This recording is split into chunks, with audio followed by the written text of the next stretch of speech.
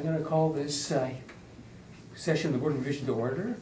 I'd like to begin by making the following statement, that we are a Treaty 1 territory and it's traditional homeland of the Métis Nation. Our panel is composed of Ed Sawaski's fathers to my left, Kathleen Garrity next to me. My name is Harvey Diamond. The City of Winnipeg is represented by the Assessor, Arkaluk Altark Kanoff, and our executive assistant is Brian Rojo, who's sitting beside me on my right.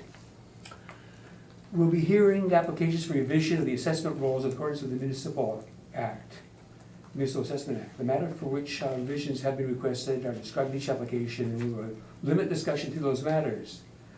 The statements that applicants or the assessor may make at this hearing must be sworn testimony, and anyone speaking to a matter must be sworn in.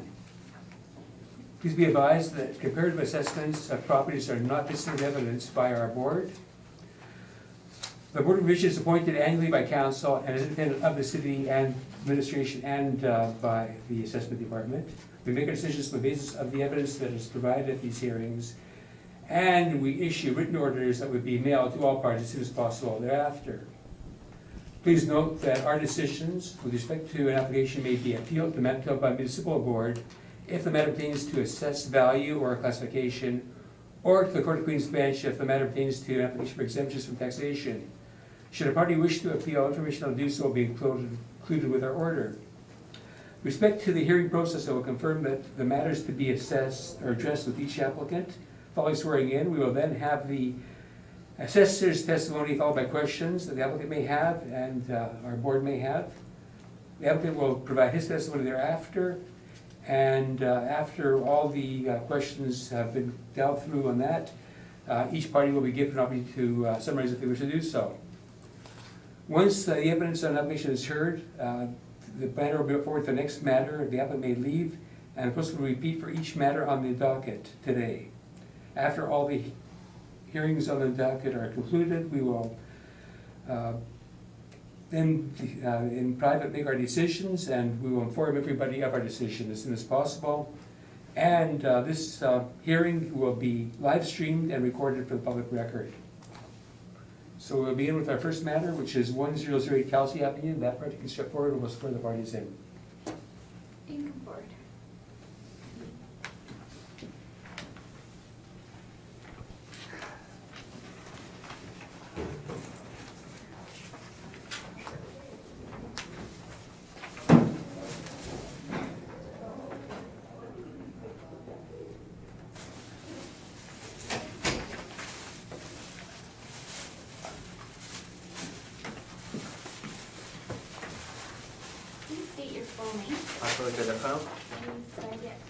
You affirm the evidence about to present is the truth, the whole truth, and nothing but the truth? I affirm. Thank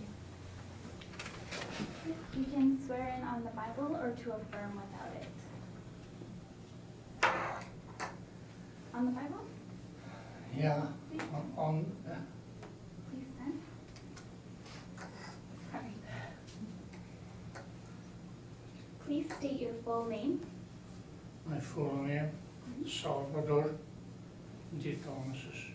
And you swear the evidence you're about to present is the truth, the whole truth, and nothing but the truth, so help you God?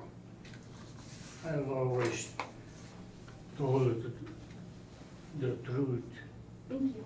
all the life, Thank you. ever since that I start to talk. Okay, have a seat, and I won't ask you to stand again. I can see it's hard for you to stand, so, okay? Okay, we're going to proceed then with the hearing. So, Mr. Aldercroft, you can begin when you're ready. The subject property with the street addresses of 1008 Kelsey Avenue, parcel ID number 030-702-95 located in Maybank neighborhood area, one-story single dwelling with year build and effective age of 1951. It's a one-story 800 square foot house with a full basement and the basement finish, one full bathroom, and it has a detached single car garage. Lot size is 4,724 square feet. 2019 assessed value is $173,000. Total assessment per square foot $216.25. There are 4 comparables, all of them are in Maybank neighborhood, all of them are single dwelling, all range in square foot between 720 to 840. Comparable number 2 has basement finish, the rest of them do not have basement finishes. Comparable number 2 also has central air conditioner, the rest of them do not, similar to subject property. All first 3 comparables have detached single car garage similar to subject property. Comparable number 4 has a detached multi-car garage. Lot sizes range between 4,723 square feet to 5,967 square feet. All sold within the reference period between April 1st, 2014 to April 1st, 2016. And I guess the time adjusted sale price ranges from $187,400 to $262,400. And the time adjusted price per square foot also ranges from $223.10 to $341.67. I did comparable number 4. The MLS listings did say that it was sold as needed work. Subject property also condition is downgraded as needing work. Thank you very much. Thank you. I'm not asking you to give your evidence yet, okay? But if you have any questions to the assessor based on the information he just gave us, you can ask those questions now. You don't have to have questions, but if you do, now's the time that you can ask them. 2-3 years. No, you're asking questions to the assessor right now if you have them. If you don't have them, that's fine. But if you have a question to ask him, you can I ask him can't now. hear too good, you know. Okay, so what I'm saying to you, sir, is if you have a question to ask the assessor, you can ask him now. If you want to give your, if you don't have any questions, you don't have to have them. Members of the board might have some, but if you have questions, now's the time to ask them. Of what he just presented.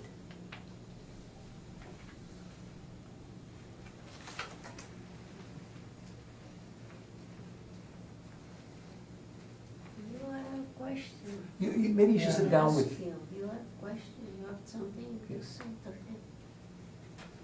you can sit down next year if you want No, to. it's okay, you can do it.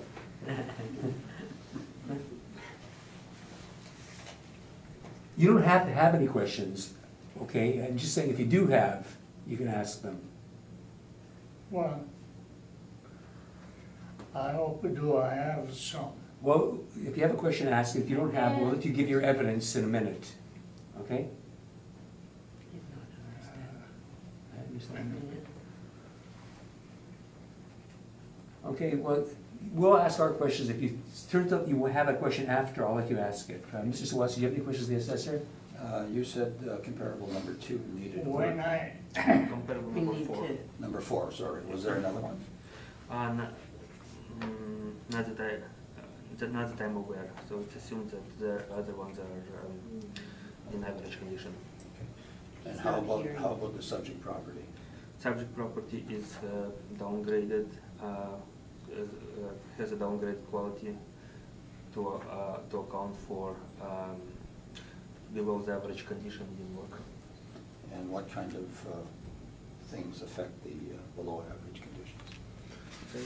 A property owner came to the department and he spoke to one of the assessors there on June of this year. And at that time, he mentioned that there were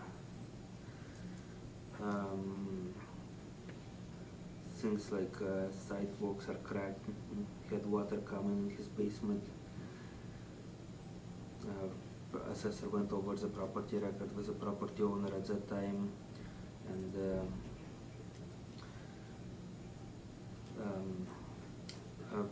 going over it, it appears that the quality of the house was downgraded for quite some time, so the issues that subject property has appear to be accounted for in assessed value, and so let's see. So it does account for a lot of, it has, I guess, significant downgrade to the property. Thank you. you have any questions, Ms. Gary? No, I think Mr. Sawatsky covered it well, thank you. Okay, I got two questions. The first one is, I see that two of your comparables have surface foundations, no basements, and how would that affect the value of the property? Well, properties with surface foundation tend to sell for less money than the properties with the full basement. Right? So yeah, those are comparables. They're similar, I guess, in living area to subject property, but yet they're missing the full basement and subject property. Of course, it could be an advantage if you have basement coming into, or water coming into your basement, couldn't it? Not having one, I mean. Then it won't leak. Well, I guess, I mean, if you have water coming in under your surface foundation, it's, I mean, like, if you have a basement, and it's, like, in my opinion, but Yeah, that's fine. but again, yeah, like, Okay, that's fine. normally Next it is a disadvantage. Okay, so I see that this property actually is assessed much lower than all of your comparables, even number 4, which you say needs work. In your mind, has the assessment been reduced sufficient to fully address the shortcomings of this property that you've indicated? I believe so. Okay. If you have any questions, you can ask them now. If you don't have any questions, you can deliver your evidence to us, whatever you prefer to do. You can do both. But if you have any questions, ask it first. Well, I sure have a question, If you have a question, ask it. and he can answer. Yes, ask the question. The question is, I went. You're not asking me, you're asking the assessor. Well, But you can ask him. I'm just saying, you're looking let at him me. So I wanna- listen. You're looking at me, and I'm saying if you're asking the assessor a question, you should be looking at him. The question is, why do I have to go through this the second time? Okay, that's not a proper question. You're not going through it a second time. That I'm not gonna let you ask, because you're here for a purpose. If you have evidence, you'll convince us whether or not you deserve a decrease in the assessment. So if you have any other questions, you can ask them. Otherwise, please give us your evidence. Oh, boy.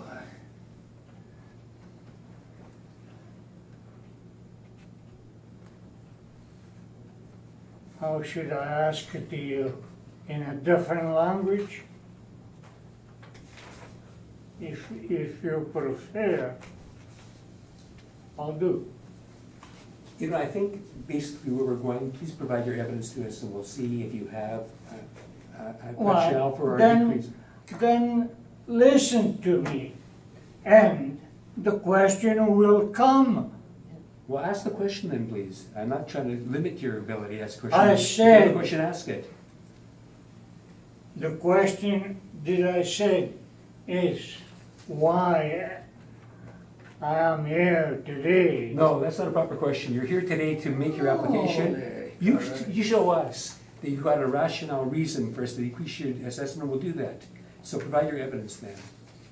To us, it's not the assessor. The assessor's already given you a decrease. Your assessment's much lower than all the comparables. And if you don't think it's low enough, that might be the case, and we'll listen to you, and you can convince us. So I'm waiting to hear your evidence right now.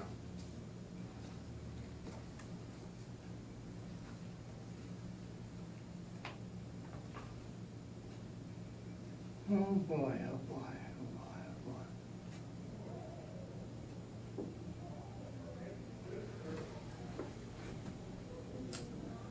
Why don't you tell us what you think?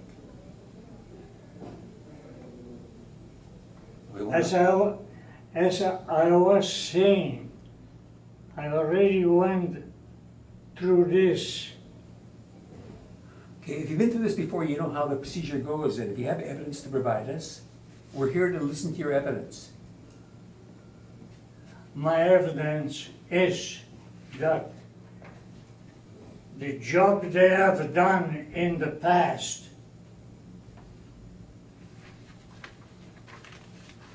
they forgot. Okay, I'm not sure what you're referring to, and in all fairness, I want to make it clear what you're saying to us, because if I don't understand what you're saying, I won't be able to take into consideration. So can you try explaining it differently?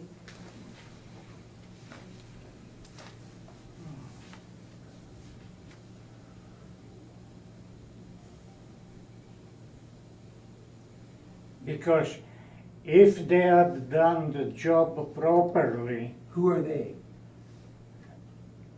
Who's they? Is it somebody who did work on your property, or are you referring to the city assessment department?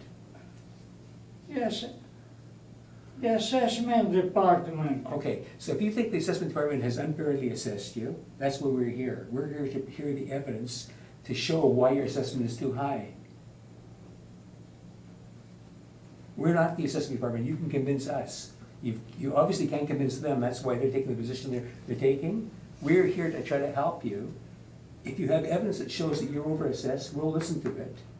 And we'll lower your assessment if it justifies, your evidence justifies us doing so.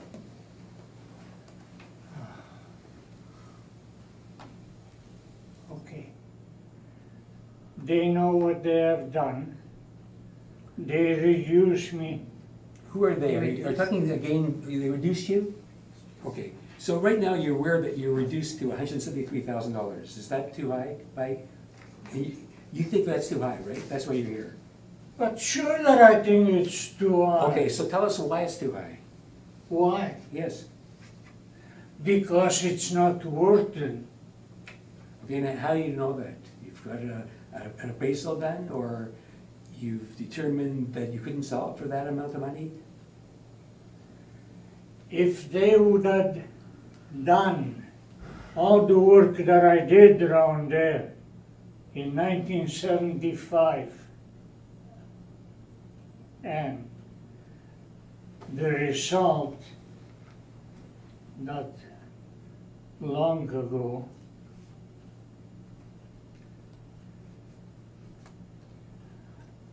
was that I asked for advice, and the advice was to dig them around to the footing and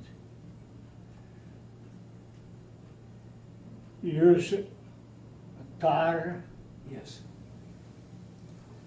then put a polyethylene, Right. and then bury it back. Okay, so that's to stop the leakage into your basement. To stop the leakage, So yeah. did you do that? Eh? Did you do that? Of course that I do. I work one summer there, Okay. every day, Okay. after work.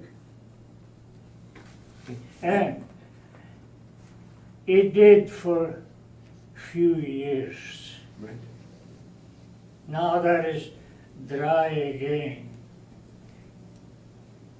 It leaks like before. Okay. I told the way that basement was built. Okay, so do you have any details of what it would cost you if you hired somebody to fix it right now? If I would hire someone. Yeah, do you know? If I would hire someone, I had to pay him. I understand, but I'm trying to figure out how much you think that this would reduce the assessment of your house. If you sold your house to somebody, they'd have to take into account the fact that they'd have to fix your basement, and they'd look at the price of your house, and the price they require to fix the basement, and it would reflect on the value of it. I agree with that. So I want you to tell me, because the city's already reduced you, they might have reduced you a sufficient amount, I don't know if they have or not, because you haven't given me the evidence to show us, our board, whether it's reasonable or not what the city's done. So I need you to show me what it's gonna cost so we can try to figure this out for you.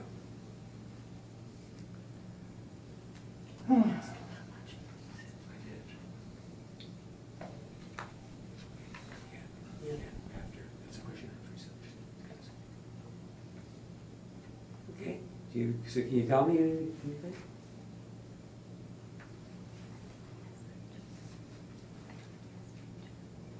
Do you have anything you want to show us?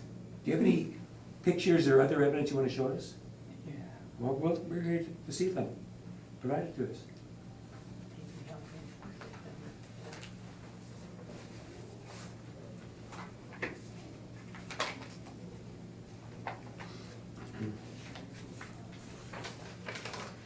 We have to keep those pictures, I hope you know. Eh? We have to keep those. The pictures, Yeah, okay? they have the picture from Okay. last time. Okay, we'll look at them.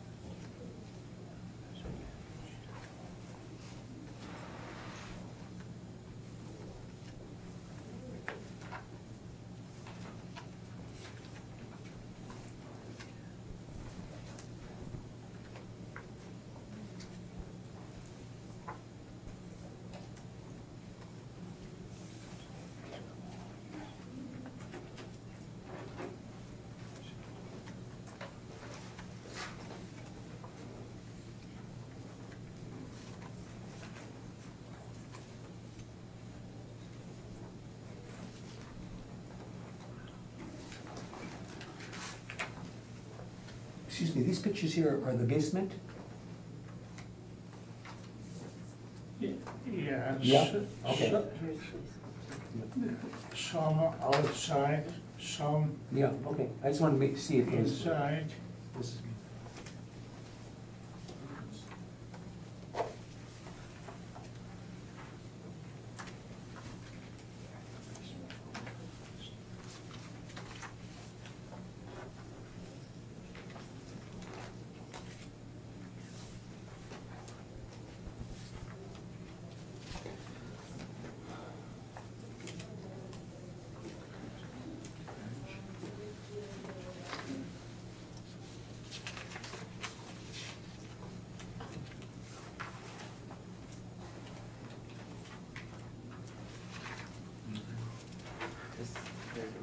Mhm.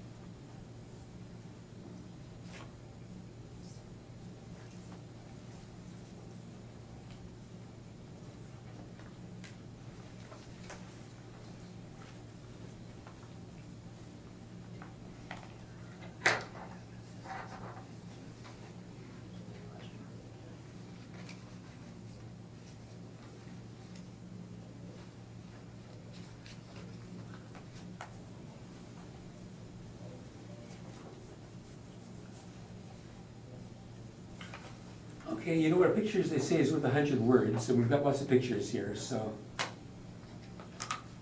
I think maybe best for us to do is ask you questions now, if that's okay? Unless you have something else you want to tell us, I won't stop you. Otherwise, we'll ask you questions. What, as I said, what did I thought was necessarily, I did. But the place, Well, you see by the pictures that your house, that house definitely needs a lot of work, okay? We can ask you questions now, or do you have anything else you want to tell us? Do you have any question, sorry, we'll ask you questions. Do you have anything else you want to tell us before we ask you questions?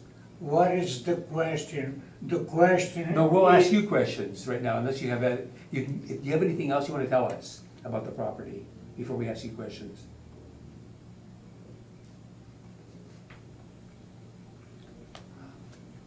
Mr. Chairman, I have a question, if I could ask. Well, we'll have questions of them, but, okay, but I think the assessor should go first. Okay, Okay. sorry. Right. Okay, I guess, just Any one- questions of the applicant? Well, on our property record, it shows that you have a basement finish. I just wanted to find out, do you have a basement finish? Is the basement downstairs finished? Like a rec room? I didn't hear you good. No, it's not finished. Okay, you know what, if you're gonna give evidence, I'm gonna ask you to come forward and be sworn in. I think it would be helpful if you would do that, okay? Yeah. And we'll swear you in and you can answer questions as well. I don't know, he's the owner, yeah. Oh. Well, Yeah. well, you can't give us okay, evidence though if you're not answer sworn in. that. That's You the can problem. answer that. He's asking if the basement was finished, like a rec room? I did a room and a half. But it's not finished. Well, It's not Some finished. finishing. No, some finishing is considered finished. You didn't show us pictures in that How part. can anyone slip there? Yeah. Okay. Anything else? No, I don't have any other questions. Okay, Mr. Stilowatsky, you had some questions, I think. Yes, I did, thank you. Now, See, my question To is, me, that basement, it's totally unfinished, Yeah. number one. Number two, when it's raining outside and the water come through and runs on the floor into the sewer. Okay, you answer the question, Mrs. Watsky. Answer your question now. okay, my question to you. Now, this water, it's still there. We understand see that, that. okay? We understand that. Right now, it's dry because it doesn't rain for a summer. I understand if it's not raining, it's not wet. Okay, in the springtime when the, But soon as it starts to rain, yeah, the water, it's there Okay. again. we get that, thank you. Please ask your question, Mr. My Watsky. question is, did the assessor actually come into your house and inspect it? Yeah, When was the last time the assessor came in to inspect your house? Do you know? Do you remember, more or less? A month ago, 2 months ago? no. Well, it's about 3 years. The last? Then, which this year was time to jack it up at the price again. Which, when I thought that was reduced a little bit what they reduced. Okay. No, we know you're not happy with your assessment, that's why you're here. But And it everybody was- who's, excuse me, everybody who's here is unhappy with their assessment. Something done permanent, but they only did it for 2 years. And this year, I was charged $700 more. Okay. Thank you for answering my question. That's Okay. the only question I had. Okay, do you have any questions? Who lives there? Eh? Who lives there? In the house, who's living in the house? Oh, my son. Okay. And do you get rent for that house? Eh? Do you get rent for that house? I don't get nothing. I pay rent. I pay tax. I pay insurance, fire insurance. And now, extra tax on top of it. Okay. It's not enough that I was paying something for over 40 years in there. Now they want more. They can take them all. What the hell? Can I ask another question? Go ahead. I have one other question. If your assessment is too high, Yeah, what would be a reasonable assessment for your house?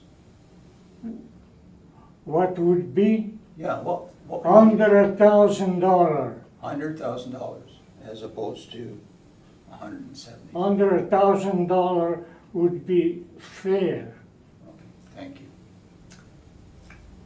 Okay, but permanently, not just for 2 years. okay, just, we'll leave this for a second. I have a question to the assessor. Yes. Was there an application on this property last year?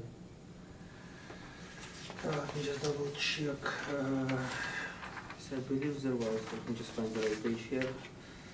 Okay, so 2016 assessment year was under appeal. Sorry? 2016 and 17 assessment was under appeal. Was under appeal. Yes. So there was an appeal for the 2018 tax year? It doesn't look like there was a 2018. Okay, so he missed that, so this is the first appeal for the assessment that was effective 2016, April 2016. It looks, yes. Okay, Mhm. well, go ahead. Okay. It's okay, go ahead, no, I'll ask my question last, go ahead. This is, If you want to ask a question, the assessor. Yeah, that's actually, if he knows. okay, Arkelic, is the lots, are there any vacant lots in the area?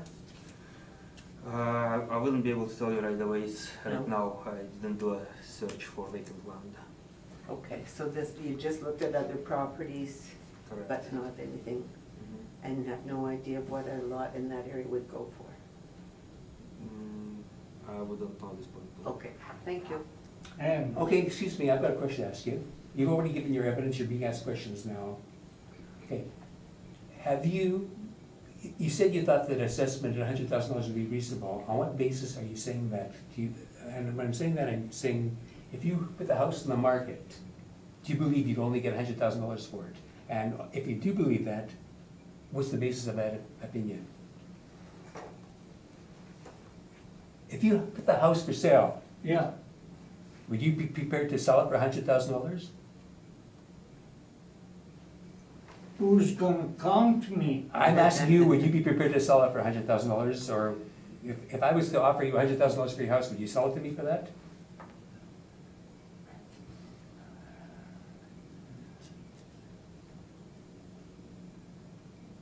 I don't know if it is fair for me to answer that. Well, I'm asking you because I want to know what the basis of. You said, when Mr. Swazi asked you what you thought the house should be assessed at, you said you thought $100,000 was reasonable. And I'm asking you how you arrived at that conclusion.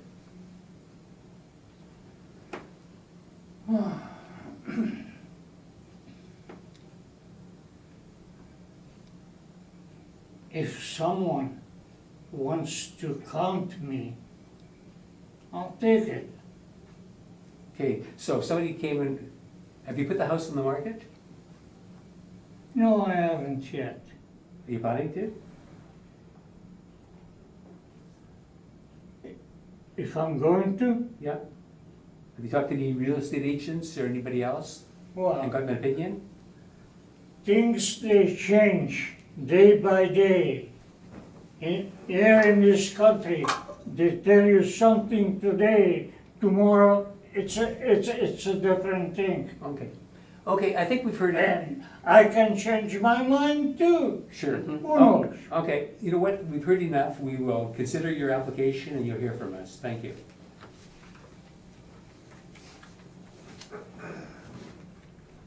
Okay, we'll go on with our next application, you can leave now and you'll hear from us. We'll discuss it further.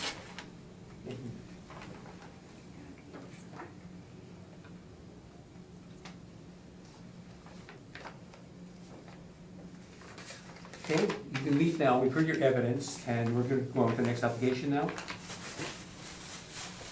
You'll hear from us, we will consider what you told us, and you'll get a letter in the mail indicating what we decided, Yeah, okay? Good morning. wait a minute. Have a little more time. And You're not and giving us any let's have some consideration too. Well, you know what, you gave us the pictures, you gave us your I information. paid for over 40 years. You know what, you tell us that already, excuse And I me. can still pay, but I wish you people would work for someone else who is not as hungry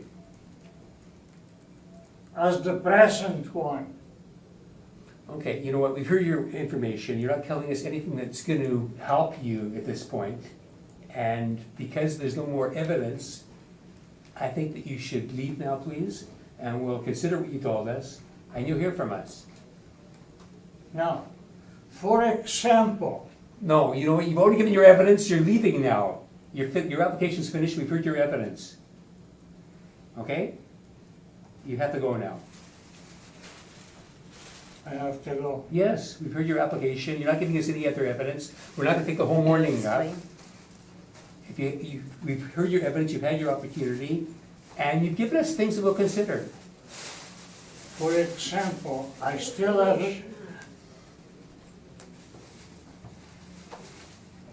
have this to say.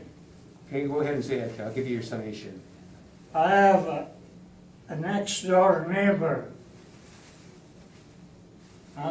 Yeah, On the wheelchair. Okay? And that front sidewalk, I moved out of there 35 years ago. And that sidewalk, 25 feet of sidewalk, maybe a little more than 25 feet. There's no more sidewalk. And the poor guy, he has to go through there every day to catch a bus. okay, well, thank you for your summation, but this is evidence that is not gonna, No, but what I mean is, every year on the tax bill, there's some money taken. This year, I forgot, was over $200. You count that money every year, and they don't have.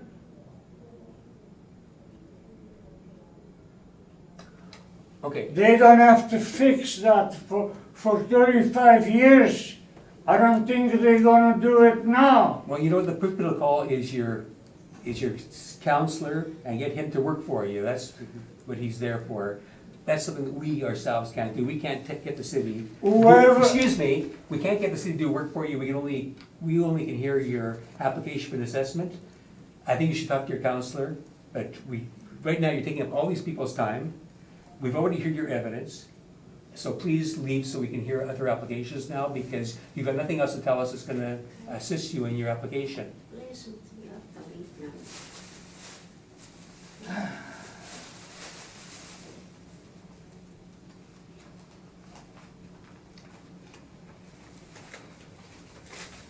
I still don't see it right.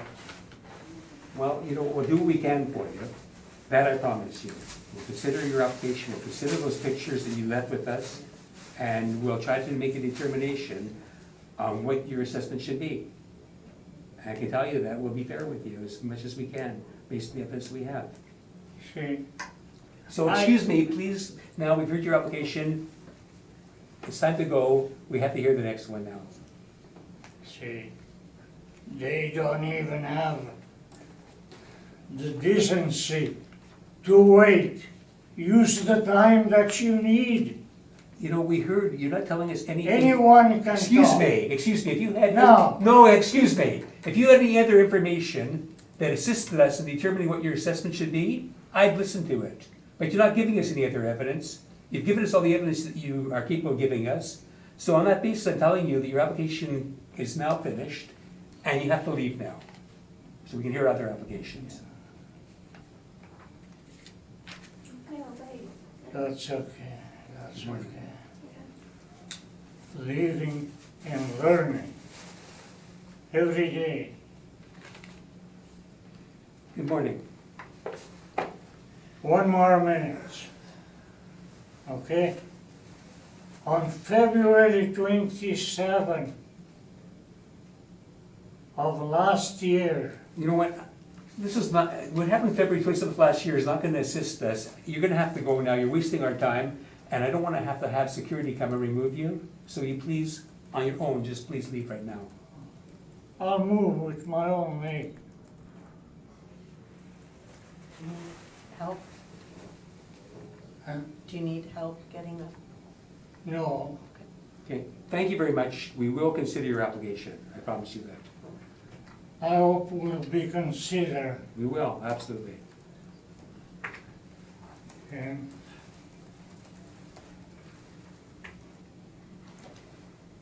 And they do the proper time this time. Well, we'll do what we can, on this, the evidence you gave us. But I haven't seen it yet. What do I think? This was, Okay, we're next to the call 407 they Laxton Road. done it Come forward. again.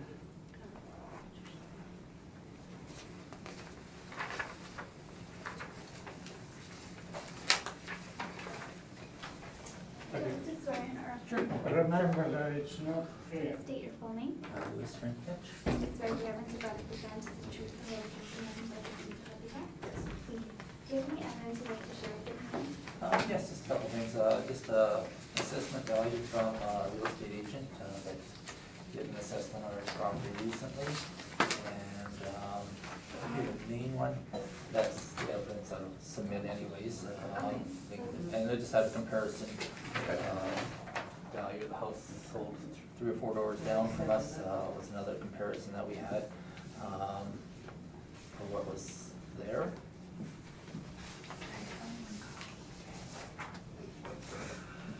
Which application are we doing? We're doing 407 Laxton Road.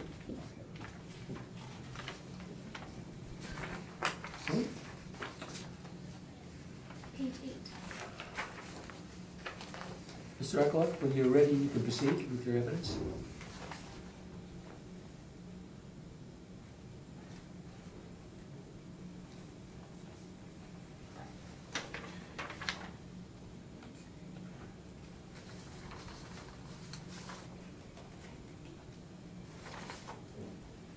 I guess the other evidence, just, you guys should have the information. I purchased my house for $240,000 about 4 years ago. Okay, you'll get the evidence in a minute. Okay, Let- okay, okay, sure, very, very not a good. problem at all.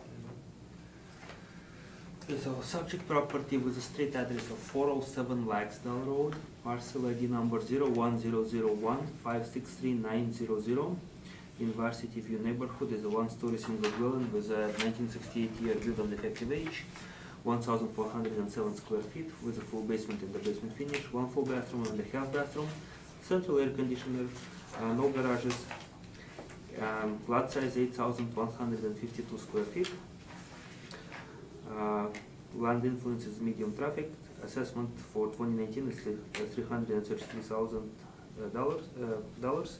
Total assessment per square foot $236.67 per square foot. All of the four comparables are in Varsity View neighborhood. They're all 1-story single dwellings, similar in square footage to subject property. Some smaller, some a bit bigger. Yes.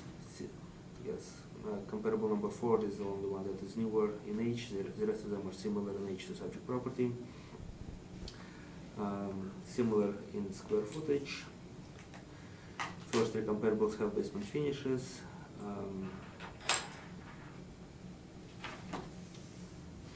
Okay, it looks like, yeah, all of the comparables have either attached single car garage or attached multi-car garage.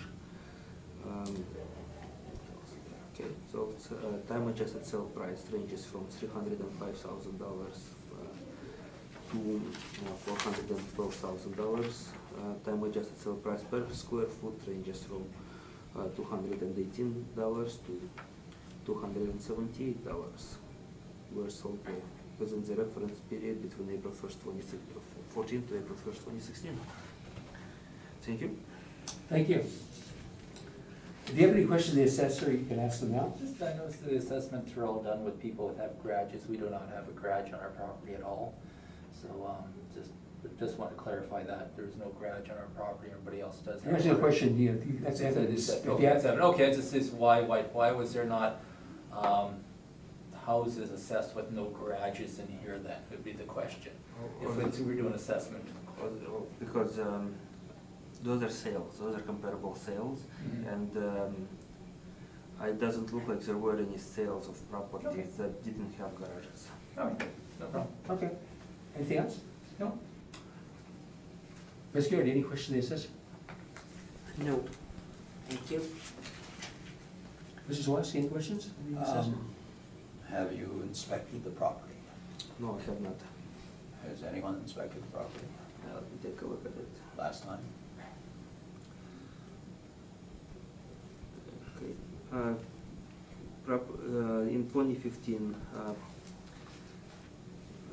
In 2015, somebody did, looks like they spoke to property owner. I'm not sure whether it was at the property without an inspection. Doesn't look like somebody actually went inside. Are you aware of any improvements that have been made to the property? The most recent improvement was a hot tub added to the property. There was a permit taken out for it. And you talk about all these being medium traffic areas, so can you tell me more specifically where Laxdale Road is and what kind of traffic you're talking about when you say medium traffic? Well, medium traffic is usually would have, I guess,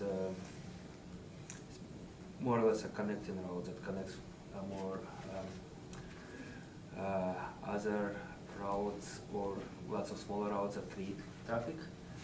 That's where the medium traffic would This generate. street, yeah, would this street have bus service?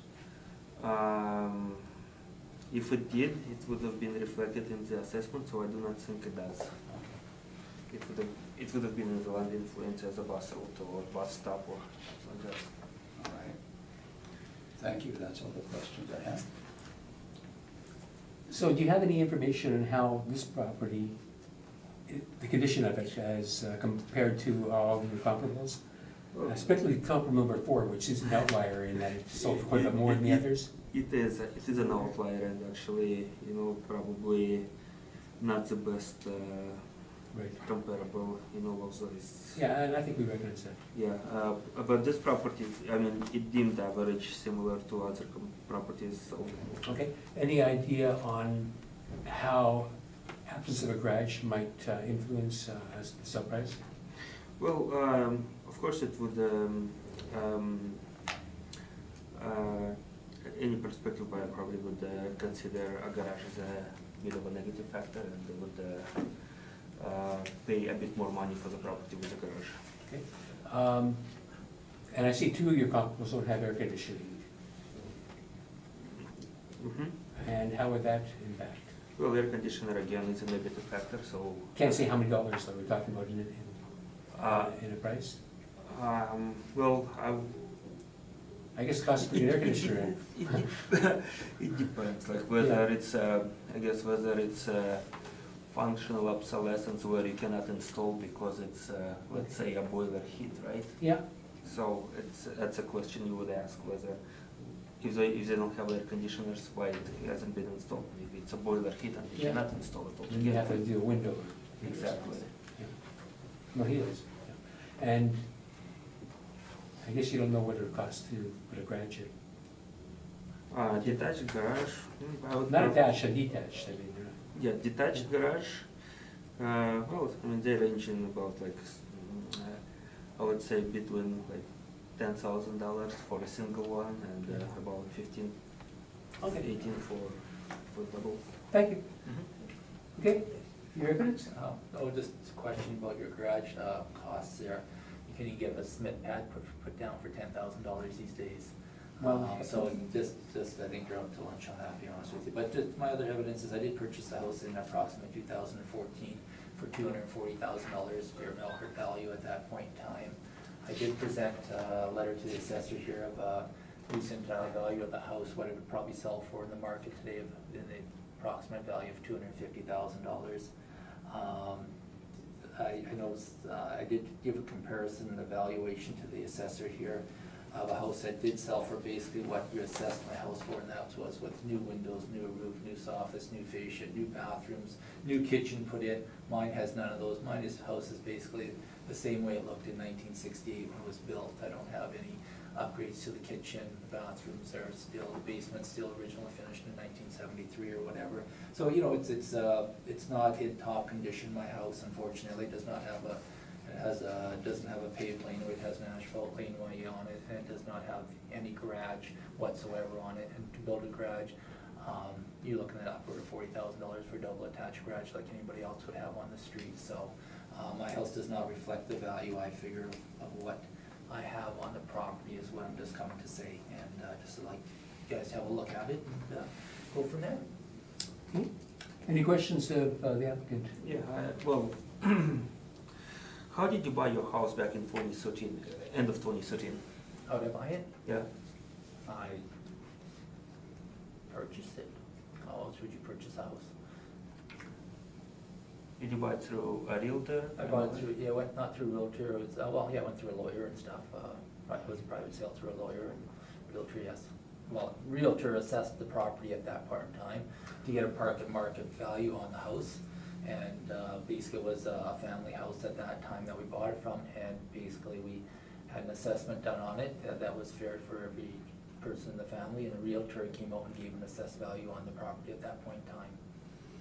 So I wasn't get my family members off, and it was assessed at what we paid for it. That's all the questions I have, thanks. Mr. Lusky, any questions? Who lives in the house? Me and my family. Family of? What's that? How big is the family? My family, I got 4 daughters that live with me and a niece. Thank you. No further questions. Security, any questions? No, just the, I guess what the assessment value, I thought the comparables were, there was some that were pretty close to your property, and then you're providing us with this document that says this work would need to be done in order to bring yours into line with those others. That's correct, like the house that I showed you, that sold recently, for that price, had all the upgrades done at that point in time. So, for someone to purchase that house at that value, 330, put the upgrades in it, they're not gonna, doesn't make sense for the person to buy at that price, you know, so. What are you gonna sell the house for? Maybe you might get $270 for it. Someone puts all the upgrades in it, you're gonna get that price for it. You know, they're gonna cost more. You even do all those upgrades in, put a ton, that doesn't include the price of a garage on there either, right? So you still, to get the assessed value. So I think it's a little over-assessed on the value, so that's what I've come here for. Thank you. So it's like you have your team have a look at it and go from there. Thank you. So you bought the house from a family member. Who owned the house before you I think it did? was my mother. Your mother. Okay. And so it wasn't offered on the market. It was basically a deal between you and your mother. It was assessed by a real estate agent, and It was not assessed, it was maybe a market evaluation. No, it's a valuation done on the Yeah. house, yes. Now, your comparable property that you showed us, this one here, I guess it's just sold recently? It just really in the last this spring. So, yes, it's a post sale, but the fact of the matter is that you know that this house that you're using as a comparison is much smaller than your house. 200 square feet. No, Is it? about 250 square feet Take smaller. out a little So square that's chunk. pretty, And And has a double attached garage on the back with a paved laneway, yes. attached on the back? No, it's a double, Detached. detached, it's a Yeah. double detached on the back, huge garage on the back with cement all the way to the back of the house property is.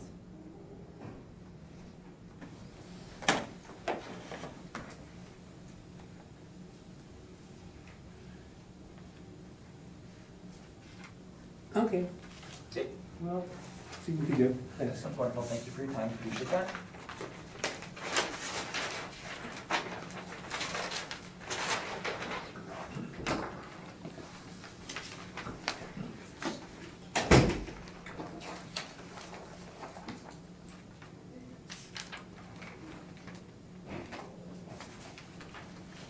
Okay, I think our next property is 35 Temple Bay.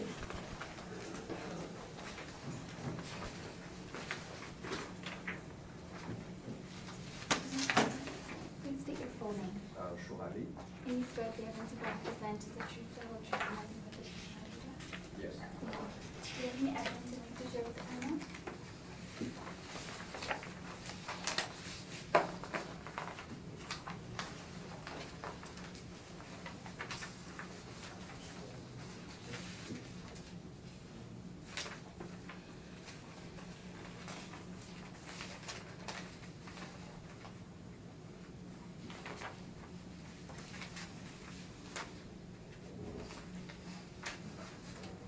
That's it.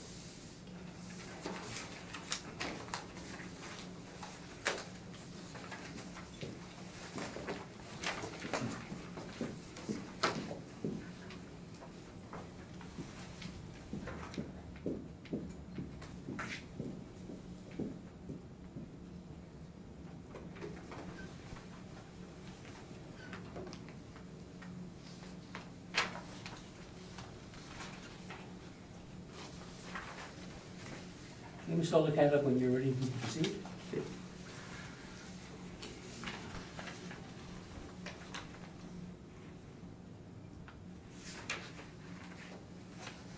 Alright, subject property with street address 35 Temple Bay, parcel ID 0304 44 61 000 in Fort Richmond neighborhood area, bi-level single dwelling with 1965 year build and 1967 effective age. 1,408 square feet living area with a full basement and the basement finish. He has one full bathroom, half bathroom and a shower, central air conditioner, detached multi-car garage. Lot size 13,152 square feet. 2019 assessment value is $366,000. Total assessment per square foot is $259.94. All of the comparables are in Fort Richmond neighborhood. All of them are bi-levels, built within the similar age of the subject property. I guess comparable numbers. Number 2 and 3 are a bit newer, built in 70s. Comparable number 1 to 3 are smaller. Comparable number 4 is similar size to subject property, just a little bit bigger. All have basement finishes.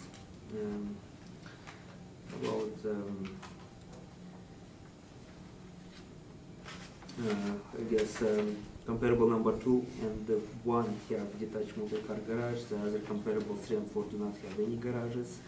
Lot sizes are smaller on comparables 1, 2, and 3. Comparable number 4 is a larger lot and it has a river influence. Comparable number 4 has a community club and recreational building influence. Time adjusted sale price for comparables are range from $302,000 to $475,000. Time adjusted sale price per square foot ranges from $251 per square foot to $323 per square foot. Subject, all comparables were sold between April 1st, 2014 to April 1st, 2016.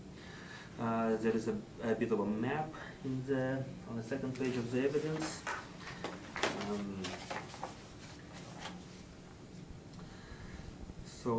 What we have is subject property Temple Bay on the upper section of the map. It backs into the U of M grounds.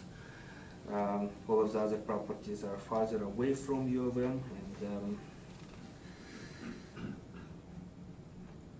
and on comparable number 3, if you look at, on the page number 6, if you look at the picture, aerial view of the subject property, what appears that the subject property backs into what's UOM walkway, which is a which makes subject property superior to other properties in the area, because as we know, UOM is a major, it's a proximity to UOM that makes value in the neighborhood.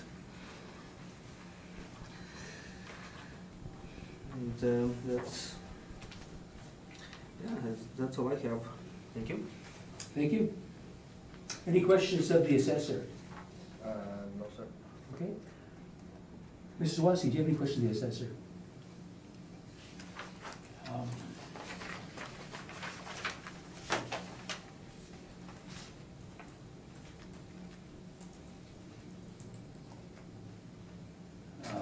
Column 2 and 3 are newer, Yes, they are. and I noticed column 3, the assessment for that newer building is very different from the assessment that you're proposing for the subject property.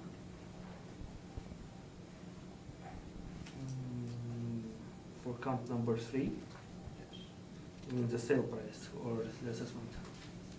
the sales price. Okay, well, it's a smaller house too. It's, so when you look at the sale price per square foot, and the 200 lot- square feet yeah, small. lot size is smaller as well, and the proximity to UOM.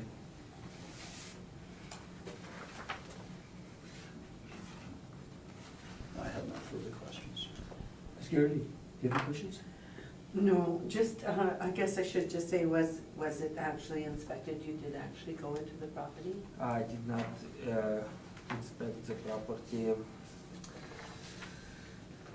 but it's, yes, it's a recent sale post-reference, so there is an MLS listing about it, which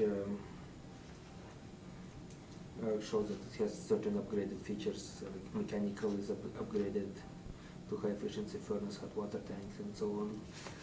And looking at pictures, it presents average, and a bit. I'm sorry, I'm not hearing you. Oh. You're speaking down. I can't Okay, hear sorry. you. Yeah, I said based on the MLS listing of the post-reference sale of subject property, it shows that it had some updates to it. It also has a separate rear access to the basement. So it has mechanical updates like newer central air high efficiency furnace, hot water tank. So that's I'm looking at the pictures. I mean, it doesn't show. It doesn't look like it has. It's a very worn property, but it's not super updated either. Okay, thank you. Okay, so when Mr. Swatsky asked you why your comparable number 3 might have had a lower price, you indicated because it's smaller and the lot was smaller and it was farther from the university. Yes. And I noticed also there's no garage on that property as well. Oh yes, true. Okay, and I'm thanking you actually for giving us a copy of the aerial photos, because when I looked at how large this property was compared to the comparables, it looked like it might be subdividable, but I see from the photo, the aerial photo, that it isn't subdividable. The property is basically just because it's got a large backyard. Mm-hmm. So it's not usable, and so I don't really think the larger lot would reflect on a higher purchase price. Oh, But it's for what it's worth. But, so thanks for that information, Lauren, I think it's helpful. So more than a question, I'm thanking you. Okay? you're welcome. Okay. So you can give your evidence now? Yes, I've already given you something. Yes. Over there. So, sorry, I'm the newcomer to Winnipeg, so I don't have any experience on that, so I didn't prepare it very well. And I didn't take pictures here. But the issue is that the windows, we just bought the house last year, and the sale price, which is $355,000, and the estimation price here is $366,000. So we just bought it at the end of last year, so just a few months ago. So another reason is when I just checked property tax, it increased like 13% for whole year. I don't know if it is reasonable, just comparing the last year. And when I just look through on website for the whole neighborhood, so my property is extremely high. And another issue is my wife, she's a student in University of Manitoba. That's why we bought a house over there. But the issue, the house is a smoking house, and they just smoked for many years. So we had to spend a lot of money to just refurbish and the ceilings, everything. And we didn't find out the window is broken, so we're just asking the coach, and we need to fix it up for this year. That's the major issues for the house. Okay. Anything else? No. Okay. Any questions of the applicant? Yeah, have you done any, like you said, you did some refurbishing, like, have you done any upgrades to the house since you purchased it? Yes, we repainted just for the basement, because the ceiling, the whole ceiling was yellow, just pollution. I don't have any other questions. Okay. Ms. Garrett, do you have any questions of the applicant? I do. You mentioned the documents you gave us showed that you had to get a permit. You had to correct some issues because you had a living space in the basement, and it looks like a separate living space. Because when we bought this house, we thought everything should already have had the permits, so we even didn't check it out. But the officer, the city officer, just came to my house and they said, you didn't get the plumbing permit, you didn't get the electrical permit, you didn't get the living rooms permit. So I was shocked, so I didn't know that. But this I just told him I bought it just as is. But she told me the issue that even if the previous owner she didn't do that, I should just apply the permit. So, but I thought the house was built maybe just over 15 years ago. So I totally had no idea about that, but I'm still just working on that. So is that a separate living quarter for someone else? Yes, You're renting it out? for one student. One student. Yeah.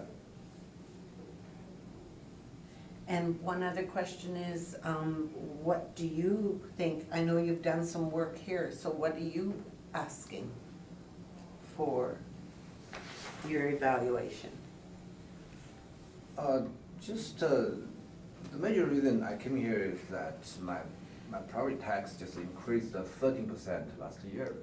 So that's why I did those research for different properties, especially the properties just close to my house. I just want to research the information from the other houses to see if my property is over-evaluated or not. So I think maybe mine is a little bit high. Okay. But you're not asking an amount, or there's no amount that you think it should be?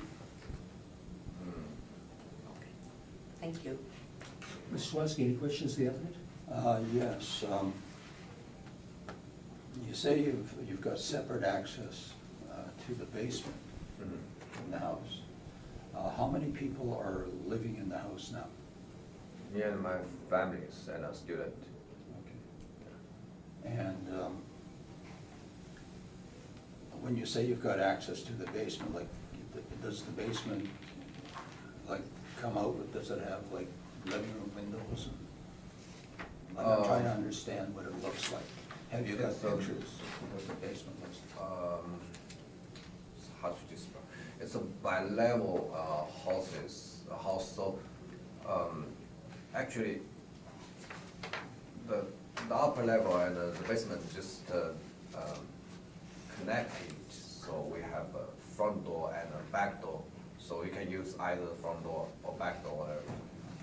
So, it's not the independent basement. Okay, so the renter doesn't have their own space with their own kitchen or their own? Okay. No, we don't have kitchen. Although the inspector said it is a kitchen, but it is not. It's just a washroom over there. It says half kitchen space. I've told her that is not a kitchen, but she insists that's a kitchen, so there's no oven, nothing, just a cabinets and a refrigerator, okay. 2 washing machine and oven, that's all. So all these permits that they've indicated you need to get, I beg your pardon, sir? you said the city said you needed to get a number of permits that had not been obtained, like the plumbing and all the other. My Yeah. question is, are you going to get them, and do you have an idea as to how much that will cost you? I have no idea. She said I need to draw the floor plans, so I asked her for extension, the time to me, so I'm still struggling on the floor plan there. It maybe costs like 1,000-2,000. I'm not for sure, sorry. Okay, thank you. Yeah, you're welcome. So you bought the house for $355,000, Yes, okay? And is it for sale now? no, Okay. Do you know why, when you bought the house, your lawyer didn't check with the city to see if everything was compliance? I have no idea, because, You don't know why he didn't inquire the city whether there was a permitted use of an extra suite downstairs? I told her you didn't have any experience on that. Okay. You, in Canada, everything is brand new. Yeah, you did have a lawyer represent you, Yes. yeah. And you say you need windows because the windows are not good. You haven't done that yet? No, So that's just what you think is gonna cost you to rectify the windows? I have 2. Yeah, you Windows say, come, but, yeah. Okay. One is on basement, another is on back, close to the backyard, and the huge window. Huge windows. Yeah. Have you done anything else to the property other than paint it? No, just for the basement, because that was a smoking house. So you painted everything because to get the smoke out, did you paint it yourself or you hired somebody to do that? I was not able to do that, so I had somebody to help me. And how much did you pay to have that done? 35,000. $35,000? Oh, 3,500, sorry. 3,500, okay. That's better. Painting. Oh, okay. Okay, Sorry. that's fine.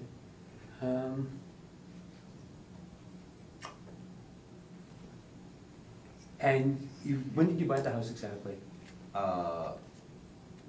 The purchase date, which was September 20th, 2017, but we moved Okay.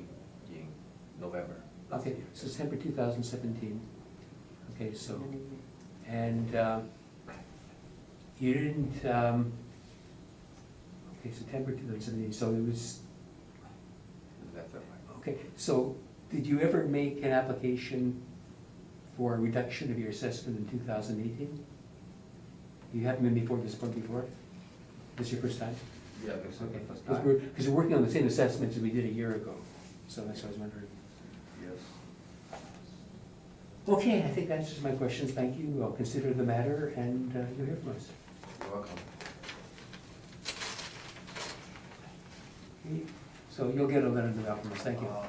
We have to keep this, Okay, okay? okay. We do have an extra copy if you want in the window. Actually, he just, We can give you one of these back, but the others we need. I don't need that, he gave me high price. Like Okay. over 2,500.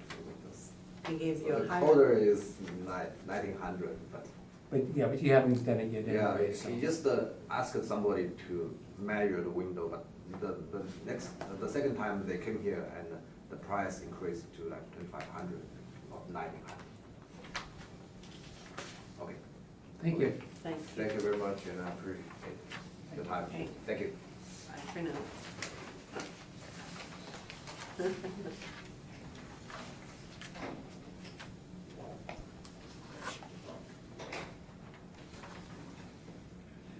Okay.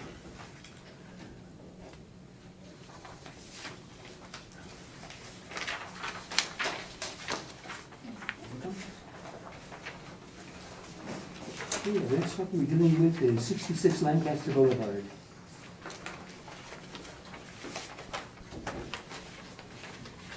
I just have some Copies and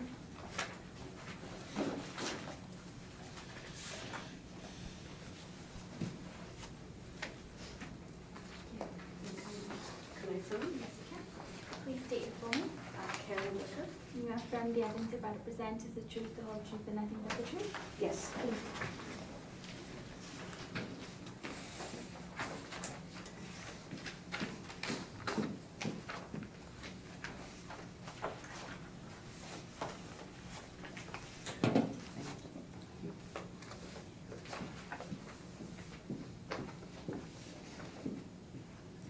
When you're ready, Mr. Superintendent, you can proceed.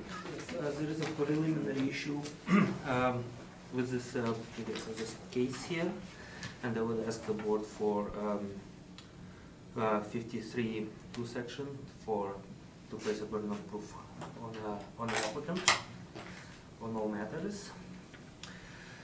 The reason why is I spoke to property owner. I called property owner on July 18th, 2018, and I had a conversation with her, and actually property owner asked the department to call her, so we did. And we referred to sales books and I explained to property owners how date and condition of the that we assessed on the date and condition of the house. I offered an inspection of the property and explained to property owner at time that if it's declined, I will be asking the board for 53(2). Right. Property owner at the time took my number and said that she'll get back to me, and she never did. So that's why I'm asking the board to place a burden of proof on the applicant at this point.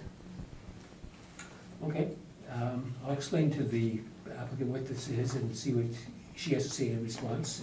Okay. So basically what the city's saying is that they want to come and inspect your property, so they have a better idea of whether they should actually grant you a decrease in the assessed value or not. So they want to do an inspection.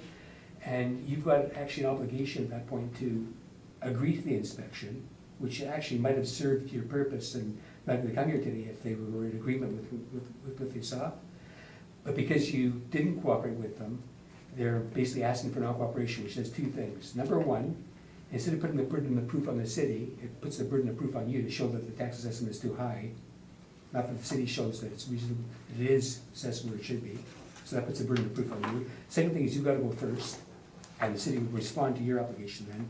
And the third thing is that even if you're successful, and we agree that you're assessed too high, because of your non-cooperation, if we agree there is no cooperation, it would mean that you would not get the effect of our decrease this year. It wouldn't happen until next year. Okay? So what do you have to say to that? Okay, so I didn't think that I was not being cooperative. He told me to call him back and see if we can arrange an assessment. An inspection? An inspection. And I'm sorry, I don't mind if he comes and looks at our house. There's a lot of I don't want to get into a lot of negative personal things going on with health reasons of my family, and a lot of things have sort of fallen by the wayside, so I didn't have a chance to call him and ask him to come out. It wasn't that I said, no, you can't. Just something that I never managed to get to until today. I didn't think it was something that had to be arranged before this hearing. I certainly have no issue with him coming to look at our house. We have a lot of issues in our house. There's a lot of things I'm happy for him to look at and see that our assessment is too high. So I didn't say no. My understanding was I was just supposed to call him back, and I'm sorry, but I just didn't have a chance to, I just didn't make it happen. But not because I have anything to hide. I have pictures of our foundation, you know. No, So that may I- very well be, but the fact of the matter is you didn't cooperate, if that's the case. And, you know, so the city's application, if you have to give me something more than that. I mean, I'll discuss it with my fellow members, but is that all you have to basically say is the rationale for not allowing the inspection? Okay, I guess I didn't realize that it had to be done so quickly, and in fact, I asked, when they gave me this date, I asked if I can get a later date for the hearing. Okay, but certainly you knew you were coming here today, and the inspection after today's date would be actually of no value to the city. So you had to realize that even though you're saying you didn't say no, not saying yes before today means you didn't cooperate with today's hearing, which is really where the city needs the cooperation by. I guess I didn't understand that it was taken as non-cooperation. I thought it was sort of a voluntary thing. Would you like me to come out and look at it? And I took his number, and I was intending to call back, but I didn't understand that it was that. Yeah. I'm sorry, I actually did not understand that it was so, See- it's like a mandatory thing. I'm sorry. And the problem is by legislation, we have to take a negative inference. The reason why, we have to assume, the reason why you didn't let him in is because you had something to hide. See, I know you're saying you don't, but we have no, I fully don't have anything to hide, so I have no issue putting this to another date and having him look, I'm sorry, I didn't take it as me not being cooperative at all. I mean, I certainly, I'm happy for them to look. I think our house is assessed too high. have you given us photographs of your house and your material? I have some photographs of the basement, yes. Just the basement? Okay. Okay, you know, we're gonna have to leave the room and make a determination of whether we're gonna grant the city's request for non-cooperation or not. So give us a minute, and because there's so many people here, instead of clearing the room, we'll actually go out and make a determination. Okay? So just give us a minute. Okay.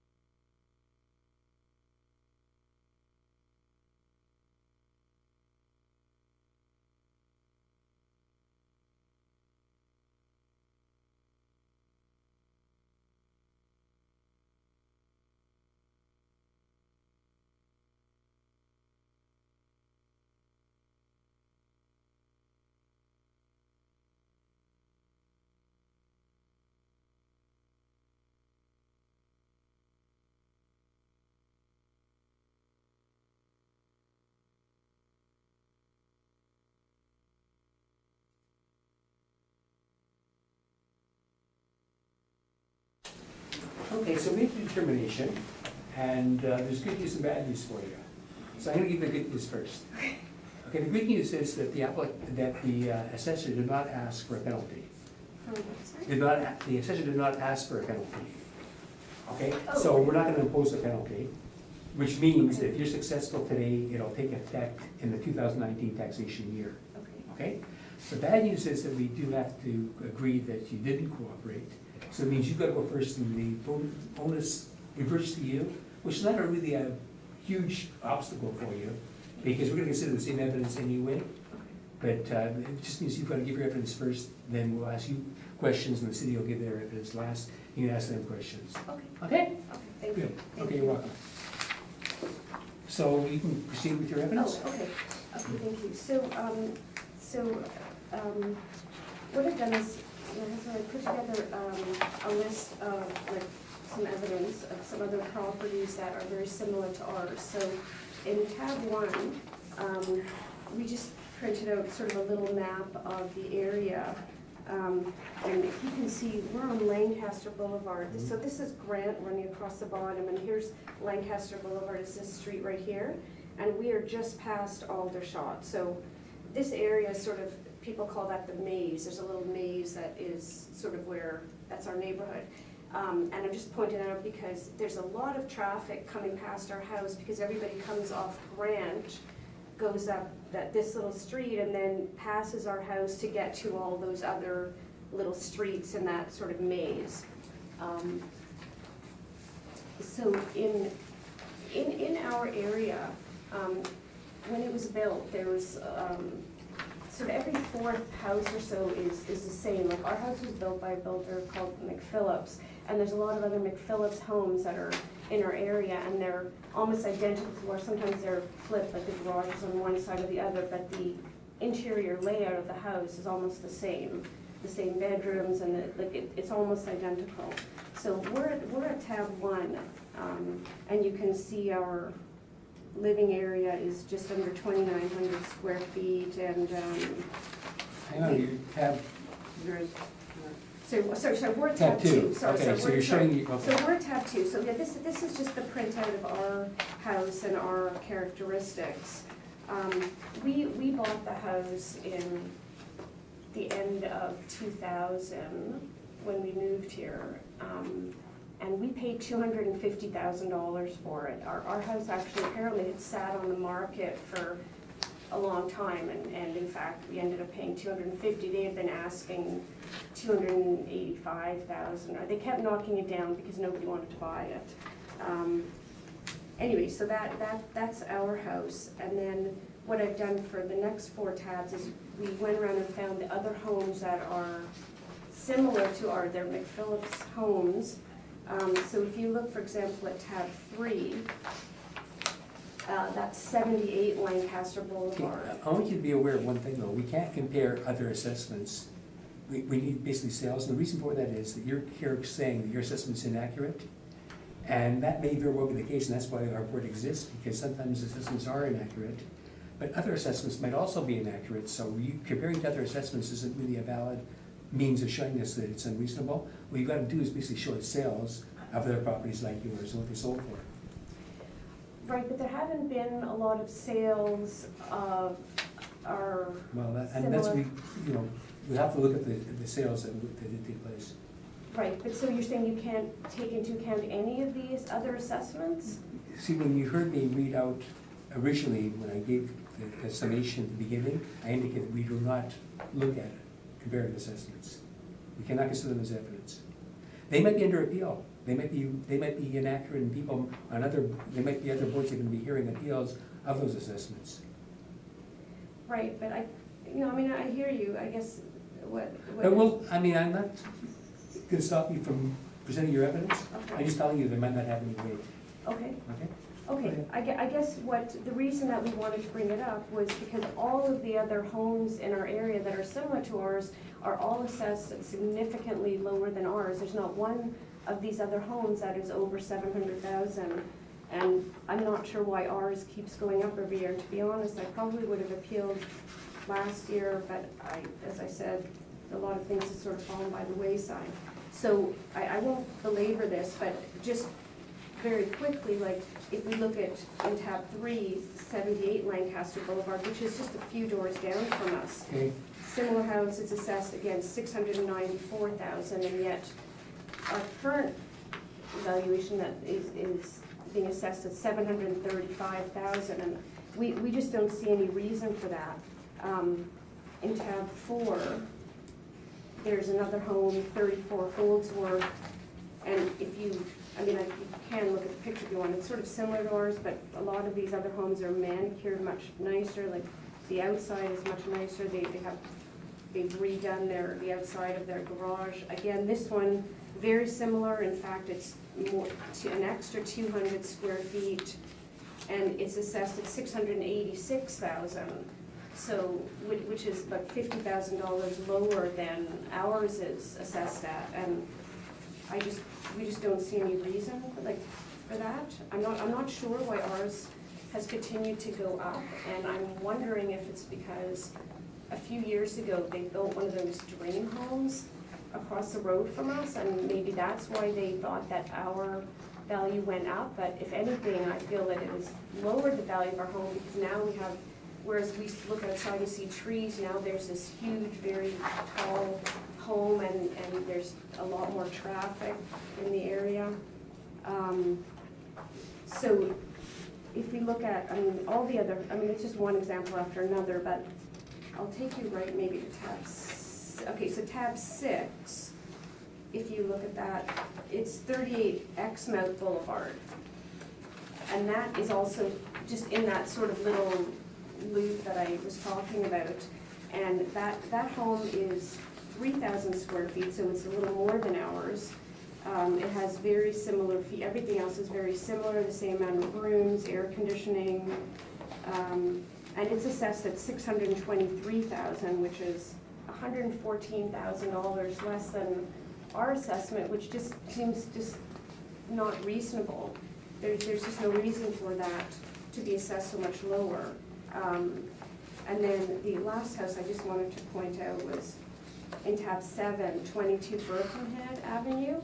Now that home, again, it's in that same little area, and it's assessed at $690,000, which is $45,000 less than ours, and it's got an extra 250 square feet. It's got 10 rooms where we only have 9.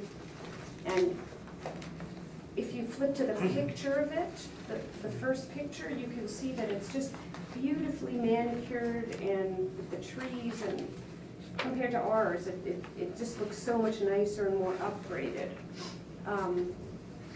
Okay, so I won't keep bothering you with the other assessments, but in tab 8, I took some pictures of our basement. There's a lot of things going on with our home over the past few years, but what's going on now is we have a foundation issue and the basement is sinking, and I included 2 pictures that I just took last night of how every day it's getting lower. That's our basement falling, and you can see that it's so much lower than the walls. Just in terms of other things that are negatives in our home that I think lower the value. And first of all, it's a very busy street. There's a lot of traffic going through past our house, both from Grant and everyone going into that area. People also coming down that other street to get out to Grant. Everybody drives by our house. Because we're just one street north of Grant, there's a lot of noise from Grant. You can hear ambulances and police cars and traffic all the time. As I said, we're having these foundation issues, and we started to look into it, and that's going to be a huge thing to fix. They said the only way to do that is to somehow take everything out of the basement and lift the carpet and have them bring machines in and shoot like earth underneath to try to raise the basement to stop it from falling, which is a huge undertaking.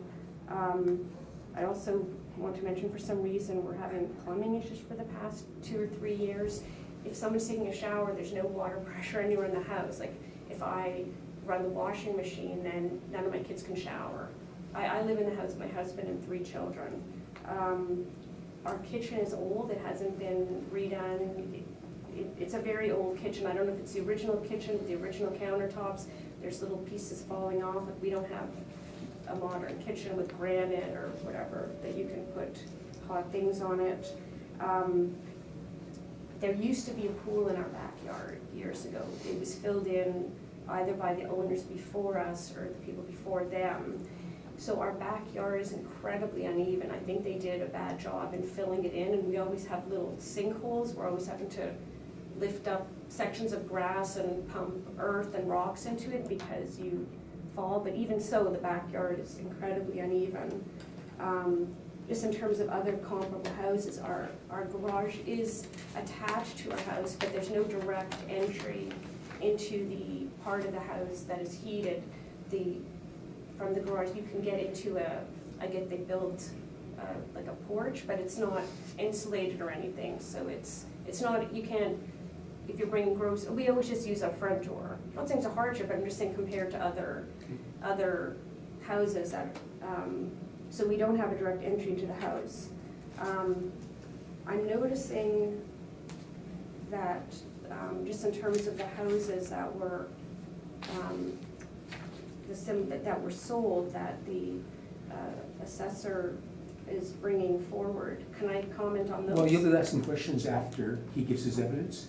Okay. And so you ask any questions at that point, because you'll have that opportunity at that point. Okay. So I guess overall, I mean, I did look through the sale books, and unfortunately, I couldn't find similar houses to ours that have sold in the past few years. But I guess what we feel is that even the $696,000 that's previously assessed at is much higher than the true market value. I don't think we would get anything close to that if we sold our house. And given all the issues and the foundation issues, I think it's assessed much too high. And I'm sorry that I didn't appeal it before. Just if you look at and compare to all the other houses, I'm not sure why it keeps getting assessed so much higher. That's fine. Okay, I think you give us a lot to consider, and we'll ask questions now. Okay. Any questions of the applicant? Yes, I do. I guess,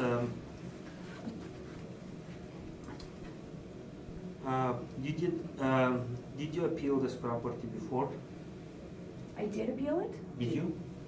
He's asking if you did. Oh, no, you know what? A few years ago, I think I filed an application, and then I started working. I got a full-time job, and I just ended up not being able to go, so it You just. didn't pursue the application? I didn't pursue, so I've never done this. I've never actually appealed it. I guess back, did anybody from our assessment department speak to you about your property back in 2016? I'm sorry, back in when? 2016? 2016? Yes. I've never spoken to anyone. I don't think my husband did, because he probably would have told me. Okay. The reason why I ask, was there was somebody at the door an assessor spoke with, and apparently they. You know, if you're gonna give evidence, I'll let you do that, but Okay, it's fair not a enough. quick, she didn't, yeah, so you can ask her if there's a question. I guess I don't have any other questions. Thanks. Okay, Mr. Watson, do you have any questions to the applicant? Yes, your sinking basement. Have you got an estimate of what it would cost to repair that? Did you get an estimate? You've obviously talked to somebody. My husband did, and I don't have what I don't want to guess, because I don't know. He just said that he spoke to someone, and it would be a very involved thing, and he just sort of explained what it would involve, and I just sort of said, okay, well, let's not do it right now, like, But because it seemed like such a. it's just the floor that's sinking, it's not the basement that's sinking. Like it's just. Just the floor, Just right. the floor of the basement. The floor, Right, okay. yeah, the floor is sinking. It's I not don't like think- the house is tilting or anything like that. I don't know, I'm sorry, I just know that the floor is Roll a sinking. golf ball down and then you'll see. Oh, I don't think it's noticeably uneven. I mean, it's still, when you go downstairs, it still seems pretty, like it's flat. So it's just the cement floor in the basement that's sinking from the foundation. That's what I assume at this point, it's just getting lower all the time. And it sounds like the solution is mud ruckers. I'm just asking, you know, to pump something in underneath to bring it back up to the level it's supposed to be. Is that the kind of issue we're talking about? That's what I think, but it sounds pretty involved, because they'd have to snake things down the stairs and lift up all the carpet and cut things and then try to put everything back together. No idea as to cost. I don't wanna guess, I'm sorry, sometimes we sort of say, okay, you deal with this and I'll deal with this, and I don't know what the estimate was, but. Well, after 50 years of marriage, it gets easier to communicate. My 50 years. I was 50, well, I just had my 24th. Very so- good, congratulations. Thank you. And you said you were not able to find any sales in your neighborhood of houses similar to yours in the last few years. I think the reference date for us is April 1, 2016. So anything from that point and beyond. Well, I did look through them. I printed out the sales of, in our area, but I sort of tried to go through a lot of them last night, and I couldn't find ones that sort of had the exact square footage.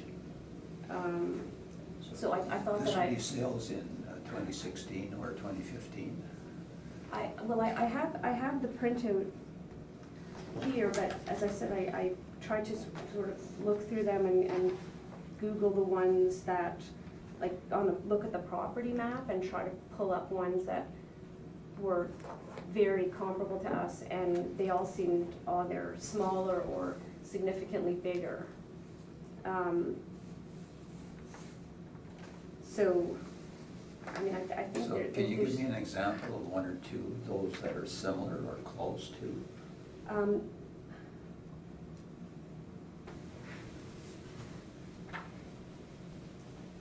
Well, this, hang on, I've got something on. I mean, there's one I'm noticing, it's at 37 Cuthbertson, it's a 2-story. It was sold in 2015 for $622,000.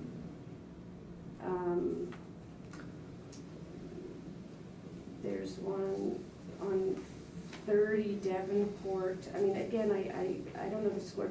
I think I tried to, I just couldn't find one that was similar, but the one on Devonport, 30 Devonport, it sold in 2016 for $467,000. It is a 2-story. You know what, there's not enough information there to be really helpful, because I really wanted to find a house that is similar to ours, and I couldn't find one that was, I mean, I guess I thought it had to be almost identical in order to be appropriate for this hearing. In our exact neighborhood, I mean, I do find a lot of the homes sold for less than $735 that are in our ballpark, but I couldn't find anything that was sort of close enough that I thought would be relevant. So, I mean, I've never done one of these, so I thought if I looked at the assessed value, that it would, of all the other homes, that. unless we know the square footage and all the rooms and all the other attributes, you know, the information you gave us is really not of any value. Real Because, values. no, not really. But, Like the city, if you look at, when they provide their information, they show us the number of square feet, the number of bathrooms, the number, you know, all the features. right. And just reading numbers off, saying it's a 2-story, they went for, you know, there's 2 stories and 2 stories, and it's not that helpful. But, right, no, I agree it's not helpful for me to just go through Yeah. this, but as I said, I did try last night. But, you know, even if to answer that, if I can look at just to give the homes that I notice are on the comparable sales report provided by the assessor, I can comment on those if that would be helpful. Because. Well, you know, you'll be able to actually ask questions of the city after he gives his evidence. Okay, but, And I can probably ask the assessor when it's time for it to ask questions But- as well about Okay. sales in your neighborhood. So Okay. I will defer to him. okay, because, you know what, I so I won't address it, but I will say that the last two examples provided by the assessor, both of the sale prices were significantly lower than the assessment that you guys are proposing for, or not you guys, that the city is proposing for our homes. If you look at comparable 3 and 4, I mean, both of those homes are maybe just a little bit less square footage than ours, but other than that, pretty similar. And both of those, one of them sold for $649,000 and one sold for $677,000. And that's lower than our previous taxes, which were $696. So I don't understand why the city is trying to raise it to $735,000. I mean, it's so out of whack with what every other home that's similar to ours is assessed at. I just don't see any logic in it. Thank you. Thank you. Ms. Garrity, any questions? You mentioned, you showed us the 2 pictures of the basement floor, but you also mentioned the kitchen, and can you maybe comment on the condition of the home in general? You mentioned the kitchen wasn't new, it wasn't granite counters, for instance. Oh, yeah, that But seems to be, can you mention about the condition of the home in general? Is it in good condition, or? I think it's in, I mean, I like it, obviously, it's it's in pretty good condition, but it's not, we don't have a fancy new kitchen. I mean, other than that, it seems okay. I mean, we seem to have a bunch of cracking in our basement, but, I mean, if you walk in, it's a nice house, and we painted the interior a few years ago. And our basement, actually, we actually have had, like, we have a good insurance company, we've had some foundation issues, and we had a flood a few years ago, and then, so we had to spend a lot of money fixing the foundation, the outside foundation, because I guess water was leaking in, and then they recarpeted the basement. And then we had a skunk spray our basement, and then it had to be redone. So we do have new carpeting in the basement. They had to recarpet and repaint, and actually even do the ceiling tiles, because they had to leave the house in the middle of the night. Anyway, so our basement, other than the sinking, I mean, we have new carpeting and it's been painted. You mentioned plumbing issues as well. Yeah, I don't know what's going on with that, because we didn't used to have that, so I don't know what's going on. I've had plumbers come in and try to figure out why we suddenly have all these water pressure issues, and they actually cut a hole in one of our walls in the dining room to try to figure out what's going on. So now, but then they didn't put it back, so we have a little piece of our wall cut out. And they found a couple of leaks, but they can't figure out why we suddenly have this issue with the water pressure. So if if one of my kids is showering, I have to know, okay, I can't run the dishwasher, I can't, because then they have no water pressure.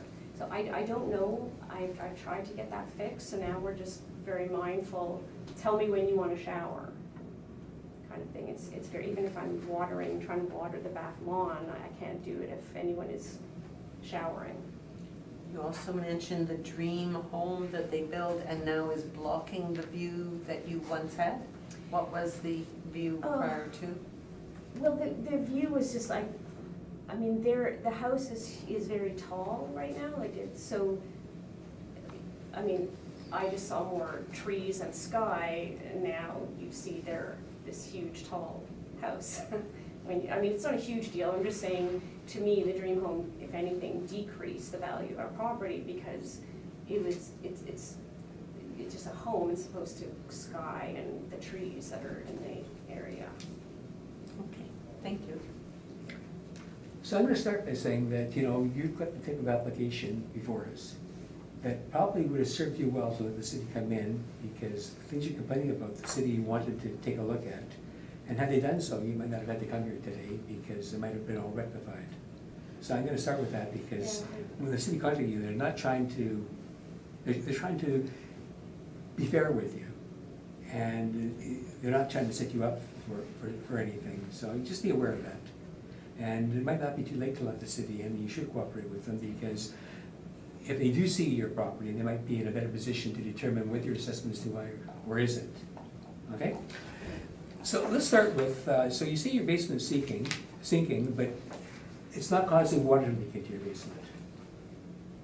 No. I can see from your carpeting that it looks like it's intact and it looks quite nice. In that part of it, we have a bedroom that sometimes the carpet seems like it's getting damp again, and I don't know if that's, again, plumbing issues, but I'm hoping that it's not, because we've now had that fixed a couple of times. Okay. But yes, it's thankfully no water seems to be coming in again.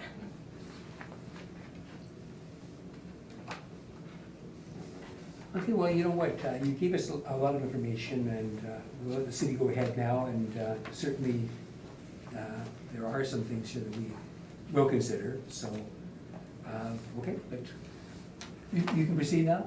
Thank you. Okay, so, subject property with a street address of 66 Lancaster Boulevard, parcel ID is 10-00292-8800, in Tuxedo neighborhood, two-story single dwelling with a 71-year build and effective age, living area 2,896 square feet.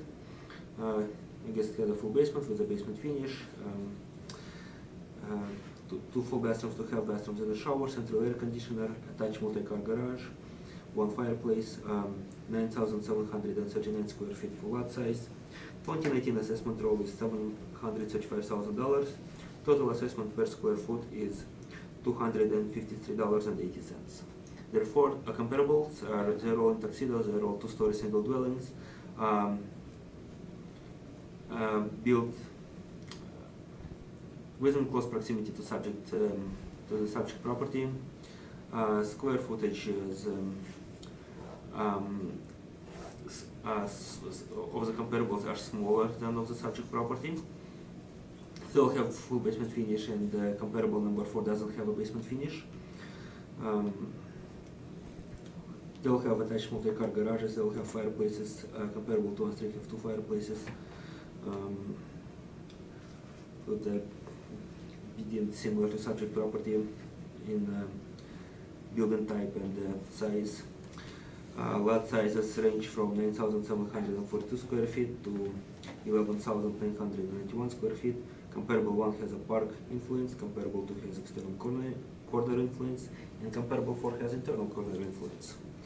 Okay, so we have time adjusted prices range from $649,500 to $905,600. Time adjusted sale price per square foot ranges $253.12 to $315.10. Properties were sold between April 1st, 2014 to April 1st, 2016. Based on price per square foot, the lowest price per square foot is $253.12. Subject property is assessed at similar to the lowest price per square foot at $253.80 per square foot. There was property owner prior to the hearing placed a request for assessment and taxation department to contact her, and I did contact her back in July of 18th, 2018. Gave her explanation about sales books, how the condition of the house today transfers back to reference date. That's how the assessment is created, and provided her explanation about me asking 53.2 if inspection is not, if my request for inspection is rejected. Also, so there was an attempt to inspect the property back in 2016 in January. They spoke to property owner at the door at that time, and it doesn't look like the assessor was able to get inside. Then going back to comparable number streets on Keswick Avenue, and property owner provided a map on tab number 1. As we can see, Lancaster and Keswick would share similar, Grant influence, Grant Avenue traffic, and influence as a Lancaster in that respect.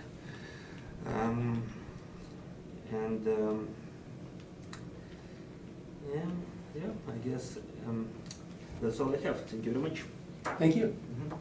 You have now your opportunity to ask questions of the assessor. Okay, so I'm sorry, if someone's not speaking directly towards me, so I just have a little trouble hearing. Did you say that someone tried to assess our home in 2000? Inspect, he said. Pardon me? He said inspect, Oh, from the outside? no inside. Because, do you have a record of who they asked? I mean, if it's possible if one of my children answered the door and I wasn't home, they wouldn't have known what to do. Because is there a record of who they asked? Because I certainly was never asked, and nor was my husband. Well, how do you know that your husband wasn't asked? Well, he would have told me. He would have said, we have an inspector coming. I mean, we talk about our property taxes, we complain about them all the time. If someone had come in to inspect our house, he would have Did told you me. have a record of who was asked? January 25th, 2016 at about 1:50 p.m. It says homeowner, so it would most likely, and the assessors are aware of talking to children or not talking to children, so it must have been an adult. Well, we do have a babysitter that is there if I'm not there, and chances, if I wasn't, in the middle of the day, put it this way, He indicated homeowner though, so they would have asked if it was a homeowner, they would have checked, they would have made sure it wasn't a babysitter if they put homeowner down. Okay? Okay, well, I, So it would have been you or your husband who was asked. well, I would have let somebody, okay, so then potentially, I can't speak, it wasn't me, so I can't speak to that, but I don't know why. Okay, so looking at your comparables, if you look at the comparable to the house on Bauer Boulevard, I guess I'm not sure why that is a comparable house when it has a pool. Like, wouldn't the pool add a huge amount of value? It's got 2 fireplaces, which obviously means that inside is finished a lot more than ours is. And are you also noticing that the assessed lots? Okay, are you getting evidence, you're asking questions, because you Oh, I'm can't, sorry. you I'm should sorry, ask you're one right, you're question at a right, time. you're right. Okay, sorry. Okay, so first of all, your Okay. first question was, I believe, that it has 2 fireplaces. Okay, so And a I'll pool. rephrase. Okay, so that's the pool first. Okay, are you, Do you think that? do you believe that it's comparable given that they have a pool and we don't? Well, it's a subject property, I guess. Comparable number 2 does have a pool, and the pool may or may not add value. However, it's similar in size to your property, and it's in the same neighborhood, and that's why I used it as one of the comparables. There's other comparables there as well. And the reason why a pool might add value is that sometimes it doesn't, that's why your pool is filled in. Obviously, the pool detracted from the property at that time, and that's why they decided to fill it in. Some people, as many people who will buy a house because of the pool, there's as many people who won't buy it because of the pool. So it's sort of on its off. Right, but I don't think it's a fair assumption that it detracted from our property. It's possible that people filled it in because they had little children and they think it's a. Well, anyway, I can tell you that I know that Bauer Boulevard is different than your area. It's, Okay, so I don't think it's a fair comparison, so go ahead. oh, okay, thank you, yes, because also are you also just noticing, just finishing off with that house, that the assessed lot size, that there's over 2,000, like 2,200 square feet of the lot size, and that's a. I would tell you that I don't think Bauer is really similar. Okay, thank you, Go okay, ahead. thank you, yes, because that is, and the only other comparable that's assessed higher, that sold higher than ours is the place on comparable 1. But again, do you notice that the outside, the assessed lot size is significantly higher than ours? It's a bigger lot It's size. a slightly bigger lot size, I agree. Okay, and also do you notice the effective age of the house is 1980 and ours was in 1971, which implies to me that they've done some renovations or things like that. Perhaps, yes.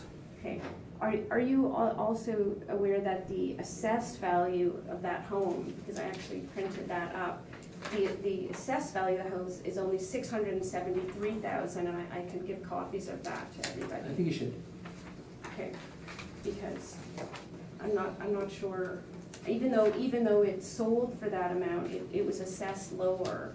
So, I mean, I can't speak to the inside of that home, but it's very possible that home is completely redone on the inside with a new kitchen and all kinds of other. We don't know what was done, we know that it's got a lower, it's got a higher effective age, so we know that some renovations were done.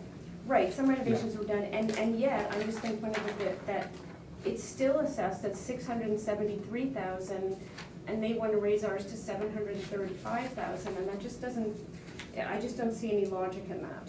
But okay, so I'll let everybody look at that for a moment. You are aware though, this house is quite a bit smaller than yours. Yes, it is about 300 square feet smaller than ours, but it's got an attached garage, so I think it has an direct entry into our house. Our house is a little bit of an anomaly in that the entrance is not right into the house. Well, you're asking questions right now. Oh, sorry. It's hard to remember that. Okay, so I guess my last question is, looking at the comparable 3 and 4, if you believe those houses are comparable, and yet they both sold for less than our previous assessment, so if you believe that's a fair, do you believe that's a fair comparison to our house? I believe price per square foot speaks for it. And going back to your previous question about 27 Glastonbury Boulevard, this house may be, the assessment of the house and may not have, it may still be under assessed, but even looking at that, when you take a mass and you divide the assessed value of 673 by the square footage, you arrive at $259 per square foot, which is still higher than what you are assessed at $253.80 per square foot. Right, I'm sorry. And comparables 3 and 4 are also, comparable 4 doesn't have a basement finish, and it is time adjusted sale price is $259.14 per square foot, and comparable number 3, also a smaller house than yours, when you go by square foot, is $253.12 per square foot. Okay, I'm not 100% on here, but I guess my question is, if Okay, what he's saying is, because the house, this house is smaller, if you look at how much square foot it is, it's still coming out at, even at the assessed value, at higher than what you're assessed at per Right. square foot. Okay, but we don't know if. You're asking questions right now. Sorry, so you don't know if the interiors of those homes have been done or not done, right? I don't know the interior of your house. Right.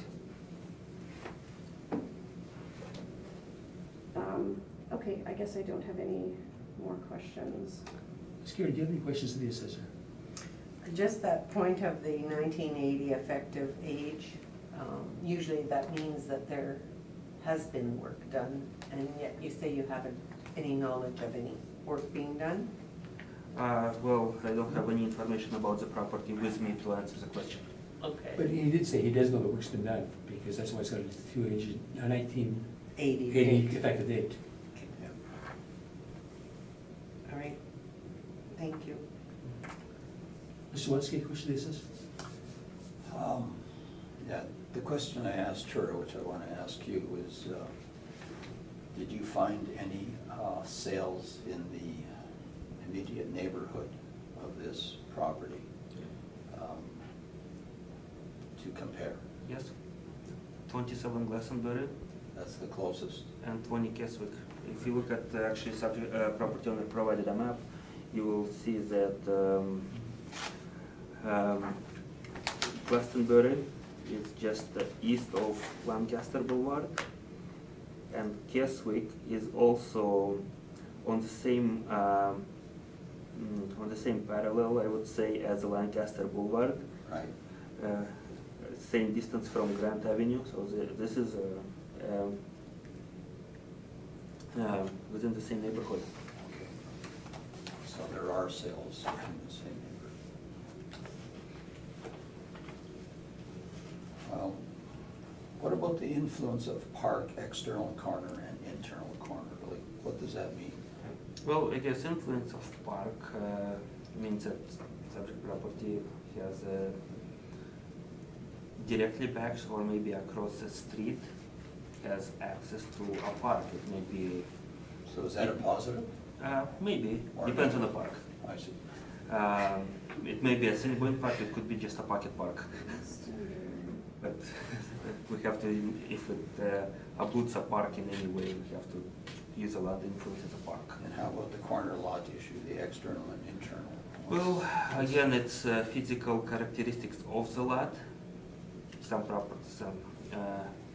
some properties have external corner, other properties have internal corner. Internal corner is a corner within, I guess, enclosed street, whereas external corner would be a corner on the outer streets. But I mean, again, how they affect value is, I guess, it depends on each specific location. Now, the subject property, do I understand it was on a corner? Or was Subject it- property, it doesn't look like it is on the corner. No, it was off. Our house? Yours. We're not on the corner. If you look at, in tab 1, you can see exactly where our house is. We are on Lancaster, just about 2 houses east of where Aldershot hits Lancaster. So if you look, Okay. So you're in that first block off the park?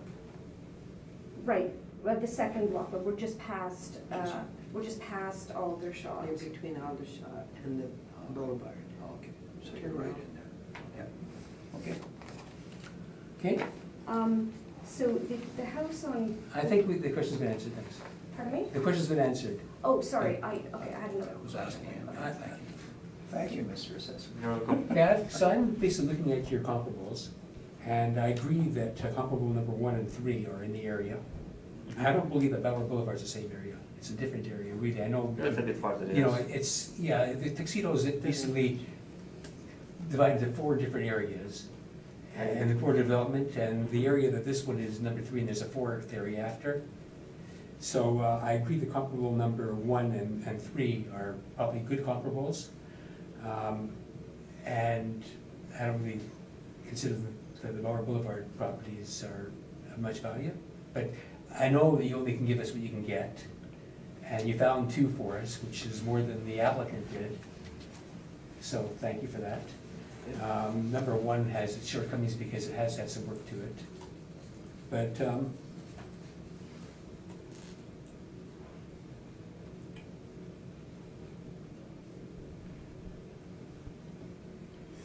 so the only thing I can say is I think the best comparable is number 3. And that did come out at $253.12 per square foot, but it is a smaller house, and would there not be some reduction in the subject property because of it being a larger house? Per square foot, I mean.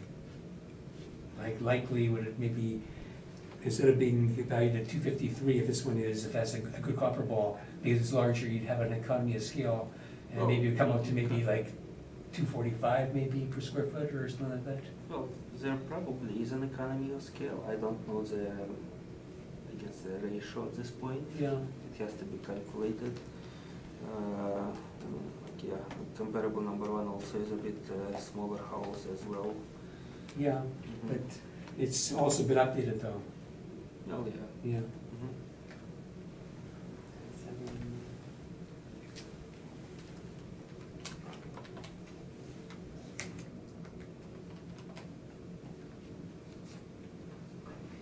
But, I mean, obviously to answer your question, there is obviously, Okay. usually there is an economy of scale. Yeah.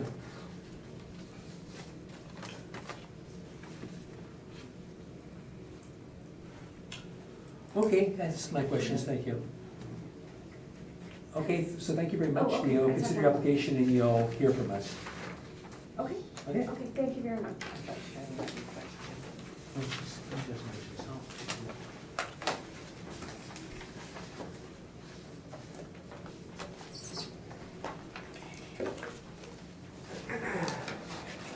Okay, so our next property looks like 312 Oak Street.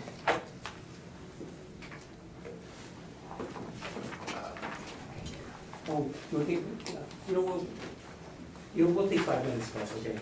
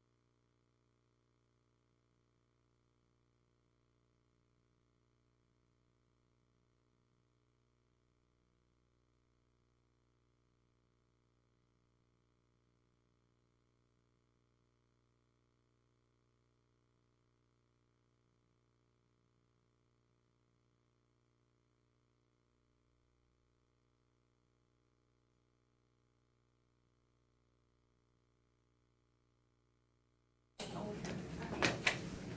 Please state your full name. Robin Campbell. And you affirm the evidence about to present is the truth, the whole truth, and nothing but the truth? Thank you.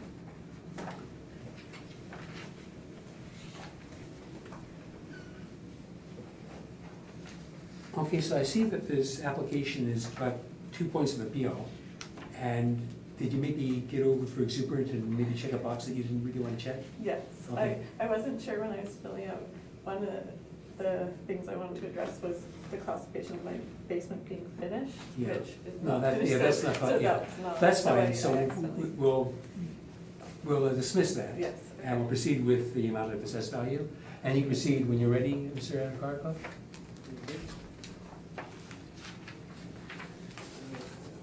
Yes,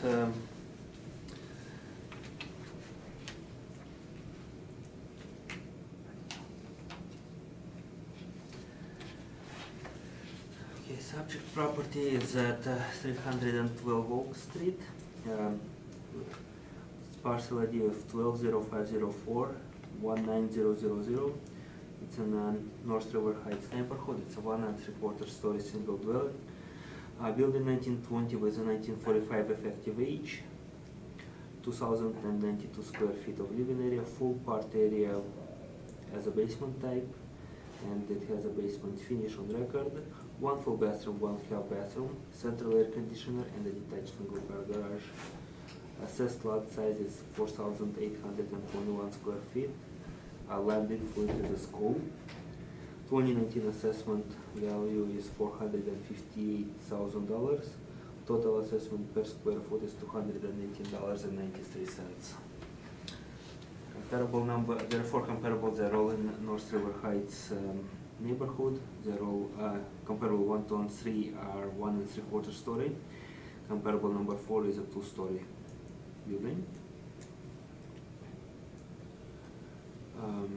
Comparable number 1 is 1,328 square feet. Comparable number 2 is 1,479 square feet. Comparable number 3 is 1,260 square feet. And comparable number 4 is 1,962 square feet.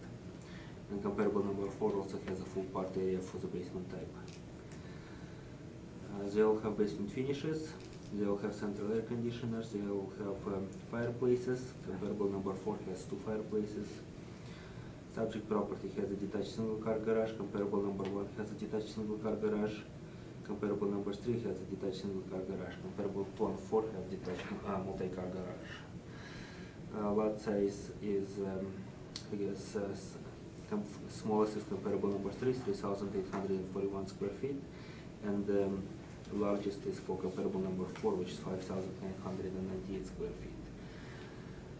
Time adjusted sale price ranges from $439,500 to $472,900, and time adjusted price per square foot also ranges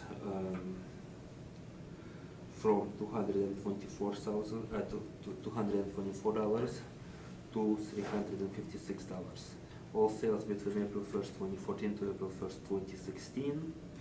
I just want to make a note that yes, even smaller comparables were selling at dollar values that are over $430,000, because time adjusted, the lowest one is $440,000 for a smaller comparable, and comparable number 4 is probably the closest in square footage, and it's assessed at close to subject property at $224.01 per square foot, time adjusted sale price per square foot. Some info on subject property. Does look like there was a post-reference sale, so it does look like it had some upgrades done, and has newer kitchen, newer bath, newer flooring, windows, lighting. It has a brand new 200 amp service, and there is no more any knob and tube wiring, so electrical has been upgraded. I guess I did try to speak to property owner back in August of 2018, and again at the time property owner was able to speak with me. She took my number, said that she'll call me back later that day. She never did. So yeah, that's all I have. Thank you very much. Thank you. If you have any questions to the assessor, you can ask them now. Okay, I do, I just have, how is effective age determined? Well, it's basically based on the amount of renovation that property went through. Okay. And that's based on like permits that were applied for with the city? Permits or physical inspections. Okay. And then my other question is, how much influence does the lot size have over value of property? Let's see, well, we provide total assessment, so it's lot size plus improvement. So it all depends on the neighborhood and I guess the condition of the improvement at the time. Okay. That's all my questions. Okay, thank you. Ms. Gary, any questions to the assessor? No. Mr. Leslie, do you have any questions? Column 1 and 2 have the same area, square footage, a lot of the same characteristics. The difference is the effective age. 1945 compared to 1969 and 1995. Yet when you look at the adjusted sales values, we're looking at 472 and 456.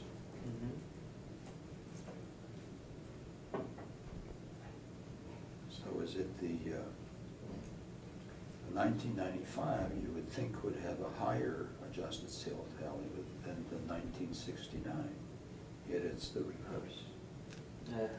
I see your point, and that's what it did look like. Comparable number 2 had slightly more renovations done to it compared to comparable number 1. Yeah. However, that's what they have sold for. Those are the actual sales. Yes. Or the adjusted sales. Well, the actual sale is 450 and for comparable 2 and 460 for comparable 1. Okay. Thank you. So when you do your comparables, I guess what you're looking for in the area was 1 3/4 story houses. Well, that's, I guess, Because I noticed that, there's a very large discrepancy in the actual square footage of these properties. Such a property and your comparable number 4 are pretty close otherwise. Comparable 1, 2, and 3 are, well, 1, 2, and 3 are quite a bit smaller.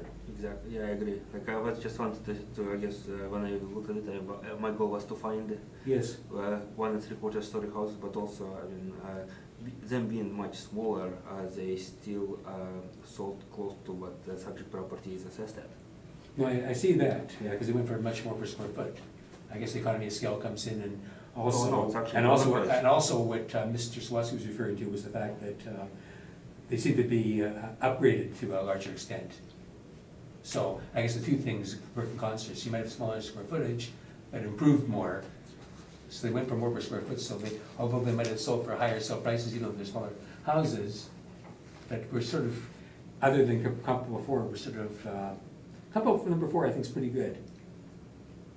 Otherwise, and I know you're in a difficulty because you're in an area and you have to use 1 3/4 story houses, and there aren't a lot that haven't been improved and sold that are the same size, so I recognize where you're at. The comparable number 4 seems to be the best comparable. Well, it's closest to Yeah. subject property Yeah. and age. The age, Area, size, it has size same improvement. basement type with similar full part area, Yeah. so yeah. And it doesn't have air conditioning probably because it's probably got boiler heat, being that vintage. Probably And, is. because people probably put it in otherwise. Mhm. And the house that obviously is subject property obviously has 4 stairs, so they could put air conditioning in. Mhm. Well, subject property has been upgraded in that way. Now, the school, would that be a negative influence? I guess it depends if you have kids who are going there. It depends, I guess, on a particular individual. Yeah, okay. Thank you. Mhm. Okay, you can present your evidence, thank you. Okay. So I attempted to find comparable sales, and I looked based on square footage. And I know that, as you just discussed, like some of his comparables have a lot smaller square footage. They're classified as 1 3/4 story. My house had an addition put on in the early 90s, so it makes it an untypical, it's not a typical 2-story River Heights house.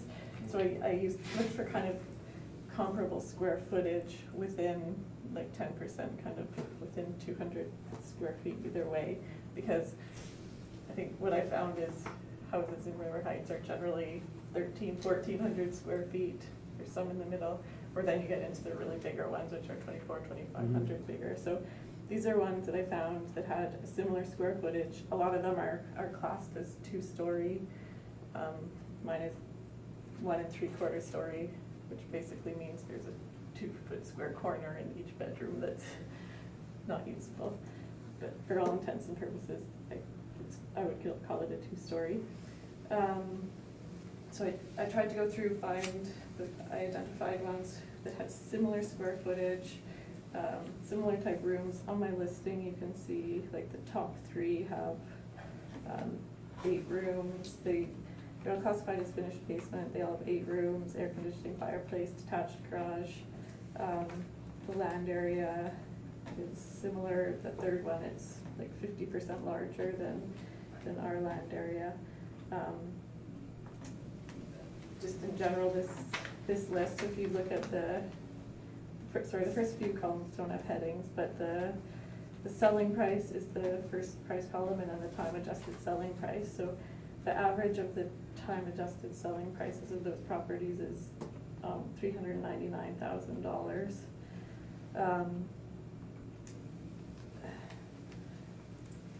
So I guess those are my comparable sales prices. Interesting that I do actually have 352 Montrose on there as well, so I do think comparable 4 is kind of a reasonable comparison. I would argue that the multi-detached garage and the larger land size would give it more value.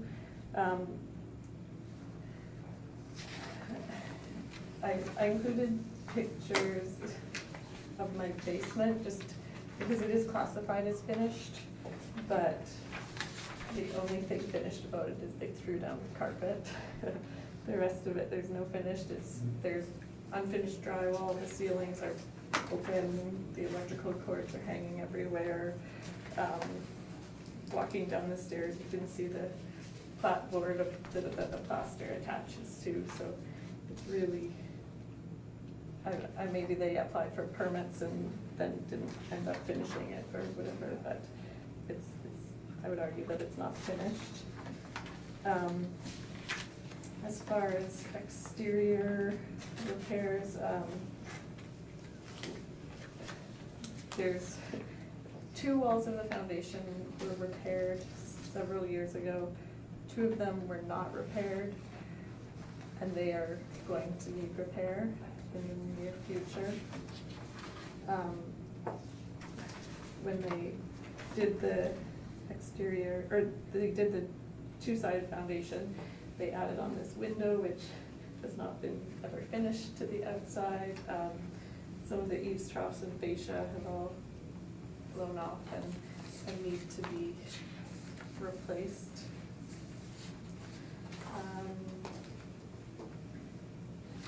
And then the other thing that I just wanted to mention was about the school influence. I don't know, I know it can be a good or a bad thing, but our front door is directly across the street from the front door of the school.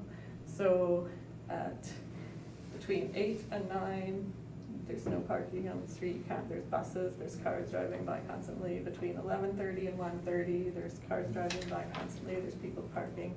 There's staff that actually park on the street in front of our house all day and leave their cars there while we're working. And then after school pickup, kind of same thing. So it is a deterrent for, like, when we have visitors or company over. My partner is at home with my 2-year-old, so during the day they have people over for, play dates or whatnot, and it's an inconvenience for Okay. for that factor. I think those are the main points that I wanted to raise. Thank you. Do you have any questions of the applicant? Yes, I guess I'm looking at the pictures you have provided. So this shows the entire area of your basement, or is there more areas in your basement that are actually finished? There's one room on this side which is the same. It doesn't show this half wall that's the half wall with just the beams that's up. There's another one of those on the other side, and there is finished drywall on one side of the wall, but that's the only difference. And it's just a small, probably 10 by 8 foot area. Because I guess you purchased this house, I guess, a bit post-reference, but I just want to find out the per-MLS, it shows that everything is updated. So do you have a new kitchen in your house? Yes, that was put in the fall of 2016. Did you put that in, or was it No, there? the previous owner. How about windows? The windows are actually something I meant to discuss. They're technically newer style, but I think I don't know when they were put in. The windows upstairs in all of the bedrooms are the old, they're lifting ones that have tension, but those are broken, so it's actually a safety hazard in that I have to, in order to actually keep the window open, I have to lift it up, and then I put a stick in there to prop it open, and when it slams down super hard. So I actually don't open the windows a lot because I'm afraid of my son's hand getting caught in the window, and it would, I'm pretty sure, sever fingers the way it slams down. Would you describe your house as, I guess, modernized and updated to the modern style? I would say it's tastefully decorated. It shows signs that it's a 1920 house. The flooring's been updated, the kitchen's been updated, but there's still cracks in plaster walls. There's moldings that are uneven and unlined. I'm just looking at one picture here, and it looks like it's a basement. Do you mind telling me whether it is or not? Is that, if you want to enter that as evidence, you can do so. Okay. Okay? Is that relevant evidence if it's for a sale from? Yeah, because it's the kitchen of your house as today. Oh, yeah, So, okay. we'll take it to you, just keep seated. Okay. But, We haven't seen it. yeah, we'll have to see that, but you know what? I'm running out of time, so you know what I think? I'm sorry to do this to everybody, but I looked at the docket, it didn't seem like it was gonna take so long. I guess our first applicant took forever, and that set me back. I'm only parked for another 5 minutes, and I don't have a cell phone, so I'm gonna have to run to my car. So I'm gonna ask for 5 minutes now to run to my car and do that, and then you can enter that after. Okay. Sorry about that, we have to take a break. Okay, I'll be right back.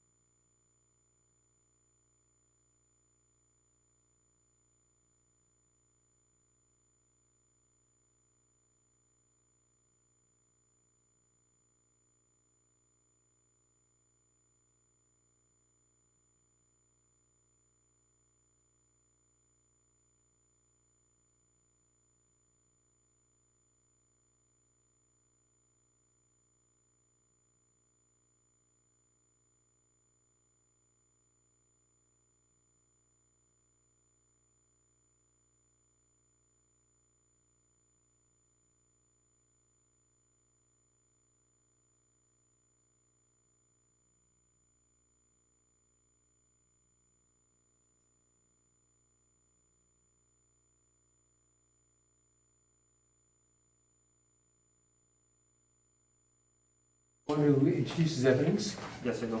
Okay. You do so? Okay, there's a series of photographs, and I specifically want to find out the location of this photograph right there.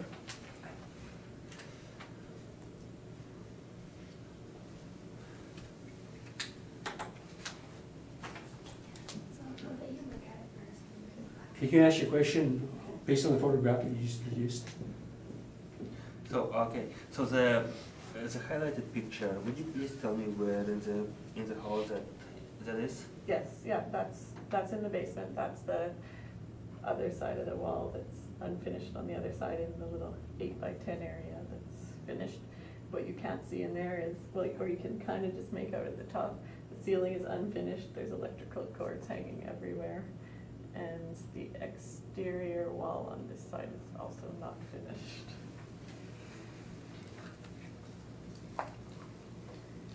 Okay, anything else? That's all I have, thank you.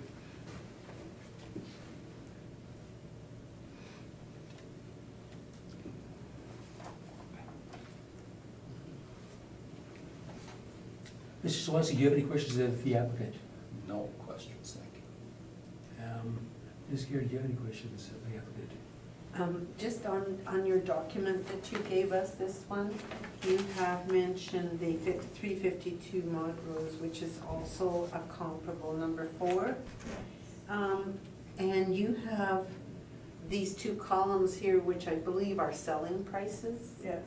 but they don't match the comparable amount, and I'm wondering, I looked at that too and I thought that looked odd, and I went back to this document and it actually sold twice in the period.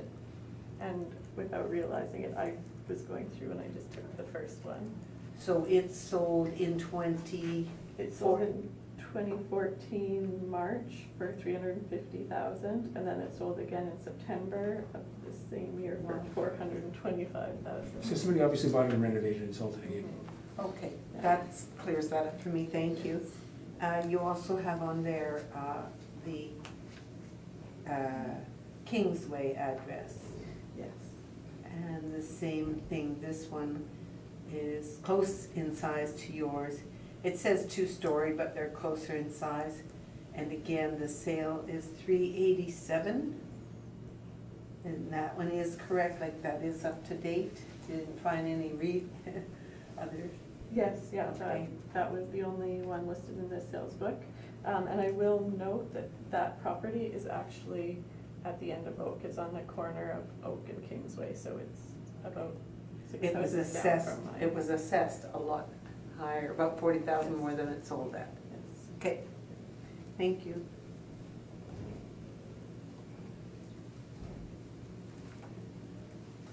So you just bought this property recently? I did, yes. Okay, so it's a post sale. And the picture of the window outside, it was like that when you bought it? Yes. Do you have any idea what it's going to cost you to finish that? I do not. Okay. Well, welcome to the nice neighborhood. We'll see what we can do with this. Thank you for your information and for waiting so long. No problem. Thank you very much.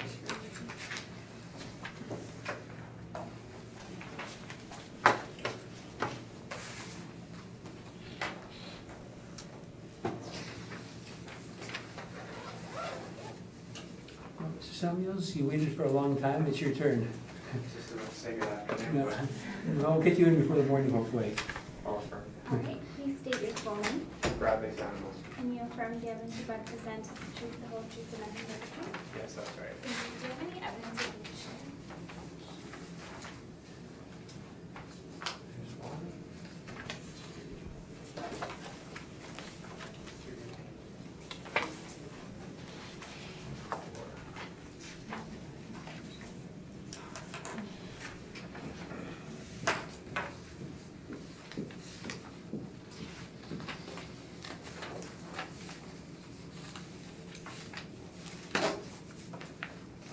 I just need a file copy.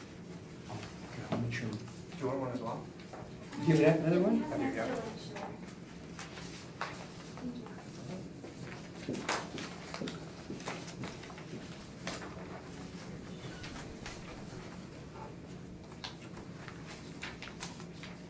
Okay, Mr. Elder, can you can proceed with your Ready? So subject property is at, with a street address 46 William Marshall Way, with a parcel ID 01003-351700, located in Ridgedale neighborhood. It's a two-story single dwelling with 1993 year build and effective age, 2,982 square feet of living area, full basement with a basement finish, 2 full bathrooms, 2 half bathrooms and 2 showers, central air conditioner, 1 fireplace, attached multi-car garage, lot size 10,987 square feet. Sold 2019 assessment is $772,000. Total assessment per square foot is $258.89. The 4 comparables are all in Ridgedale neighborhood. It's I guess the first 3 comparables are 2-story, and comparable number 4 is a story and a half. They're all single dwellings, built around 1994, and comparable number 3 built in 1997.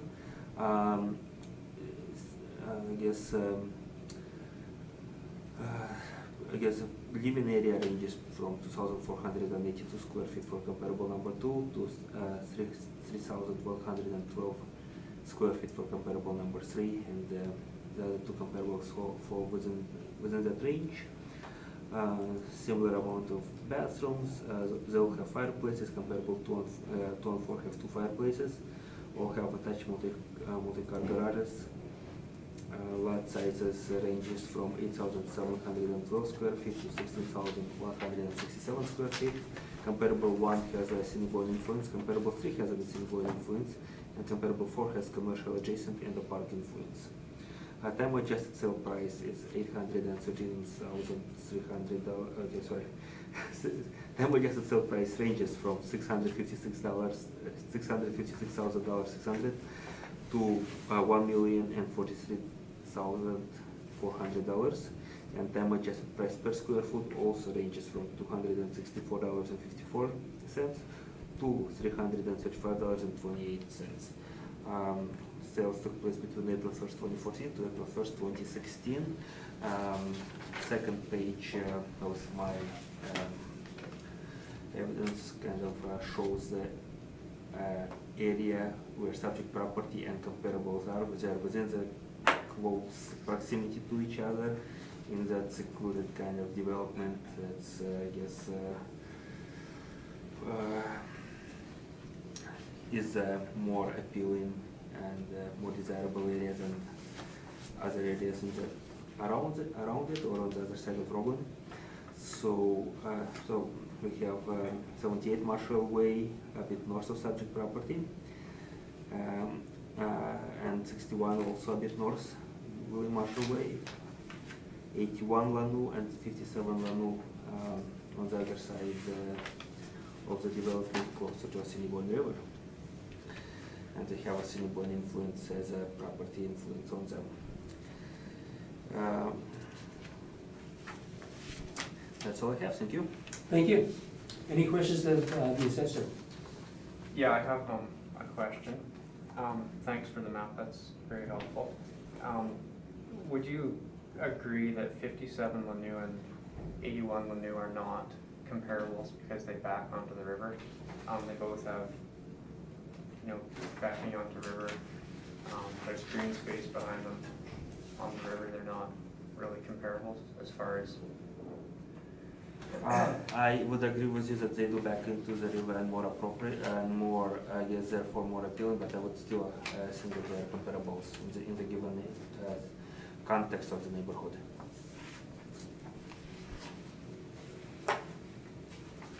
The other question I had was related to my evidence. You can ask it. You can ask question, any question you have So, with respect to the property. So as it relates to our situation, it would be fair to say that sale price from this year or last year would also be a good influence on what the current value is. These are 3 to 4 years old. Well, per Municipal Assessment Act, I have to look at sales within the reference period, and the only time frame I'm looking at, I'm allowed to look at is April 1st, 2014 to April 1st, 2016. Okay.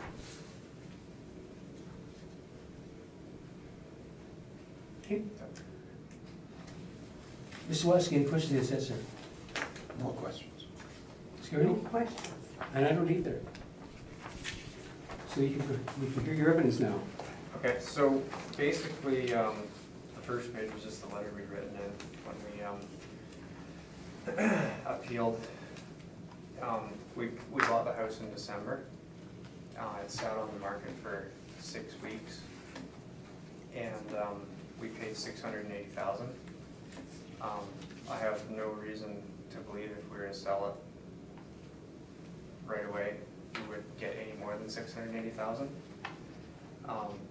So I would say the value of it and is $680,000. To sort of back that up, there's a house that's sold just across the street on the map. If you go to the map, just coming up to 46 William Marshall Way, there's a cul-de-sac. So this house is on the cul-de-sac. It's 11 Great Elm and it's sold for $600,000. It's a very comparable house. We actually went through it. It's 2,900 square feet. The other thing I would say is that in the listing you have of our house, it does say fully finished basement. You can see on the realtor listing, it does say partially finished basement. It's not fully finished. There's an area that's not finished. The other thing I would say is two factors I think that are unfortunately very derogatory of this house. One is that it's got an insane amount of windows, all with lots of archways, and they're all original. It's about $65,000 to $70,000 to replace all the windows, of which the seals are gone on about 20% of them, so they fog up in the winter. And the other major drawback, and I think a consideration, is the driveway. It's right on a hill, and the approach to the driveway is a 15-degree grade and a 28-degree grade. I had 3 contractors come, and 2 of the 3 said they've never seen a driveway in Winnipeg so steep at the approach. I don't know where they screwed up when they built the house, but the approach to it is just like driving up a mountain. And I had prices on that for $25,000, $26,500, and $22,000 to redo the driveway and slope it from the house, drop it straight out of the garage and slope it right down to the street to try and even it all out. It's pretty much the extent of anything I have to say. Yep. Thank you. Any questions of the applicant?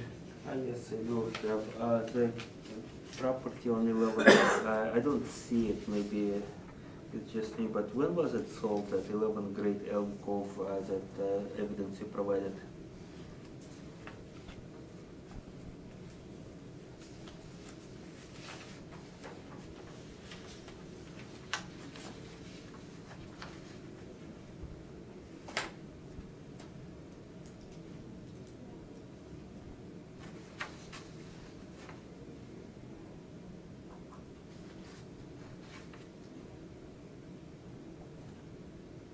I don't see it on here either, but it was January of this year. Okay, so it was a post-reference sale? When you say It was post-reference? post April 1st, 2016 sale? Yeah, both of these are. Okay. Both of these are current as of today. I guess for the basement finish, we have only 921 square feet of your basement considered finished. Is that accurate? Yes, yeah, that would be accurate, yeah. Okay. I didn't realize that. Sorry, I thought it meant fully finished. Okay, I guess That's all I have, thank you. Thank you. Mr. Gary, any questions of the applicant? No, I don't, thank you. Mr. Watson, do you have any questions of the applicant? No. Okay, the only question I have, I guess, is you say that there's some windows that have to be redone. Got a price for that? Yes, 65 to 70,000. To replace all the windows, just the 20% you say are leaking? That's to do all of them, yeah. All of them? Okay, Yeah. but they don't all need done because only some of them are leaking. Well, the thing is, all of them are original Okay. from the house in '94, so if you only do part Okay. of them, it doesn't. But that didn't happen since you bought the house. That was there when you bought it, so you saw what you're getting. Yeah, exactly. Okay. And so that, you're arguing that you shouldn't be assessed more than you pay for it because you feel that was fair market value, would have been fair market value in 2016. I think that must be your argument. Yeah, And the windows maybe reflect part of that. yeah, Okay. definitely, and the driveway, Yeah. but the windows for sure. Have you done anything in the house yourself since you took possession? So Any not since we took possession, but since we moved in. Before we moved in, we had a bunch of painting done, like in the, And how much you spend for that? it was, $5,500. Okay. And that's the extent of everything you've done? Yeah, we, like changed the doorway a bit, Okay. No, I just. took some two doors down, like to open up a little area. Okay, so you opened up an area. Like there That was doesn't really mean you improved the house though, so I'm not. No. yeah.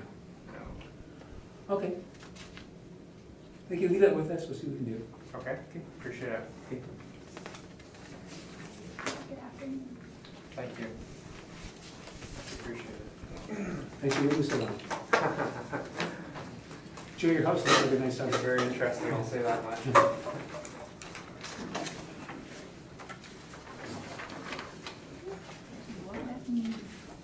Now we have the regs. Pardon? Oh, they are just here to watch. It Okay, means when the so- property Because we're is so sold interested. What are there before, was no show? What was the after heat? April 1st, 2014, but before April 1st, 2016. Oh, that's Time not- adjusted to April 1st, 2016. Let's go through it, we'll see what we have. Usually the time adjustments are higher every after. Oh, Okay. Time adjustment is on. Oh, you know, if you have a question, maybe you can, we have to proceed with our story. We okay, still I'm have- sorry. Yeah, Okay. we have nothing more that you can, get value out of watching. Yeah. So, good luck next week when you have your hearing. Okay. Okay. Okay, thank you. Bye. Thank you. Bye. I can stream now.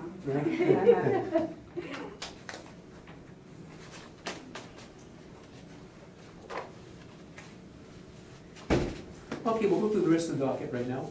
Okay. So you have some recommendations, and let's just go by, so the next matter that we haven't had an appearance on yet is 1020, or 1208 Lorette Avenue. And you have a recommendation on that property. Oh, yeah. Just a second. Let me just shuffle this thing back. Okay. Can you just take us through that, please? So, subject property is 1208 Lorette Avenue, parcel ID 120155421000. There is a recommendation to reduce 2019 assessment to $295,000 to better reflect April 1st, 2016 market. A recommendation was accepted by Dr. Husseini during a phone conversation on July 18th, 2018. And the basis of the reduction, how do you determine that 295 more fairly reflected the value than the 303 that had been assessed before?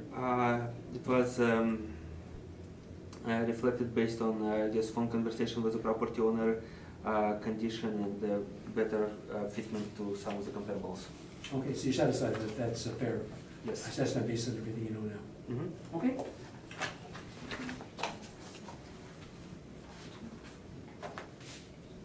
Yeah, okay, do you want maybe, just for the record, so will you please, for the record, indicate the original assessment and, Yes. and the reduction, and what it is now?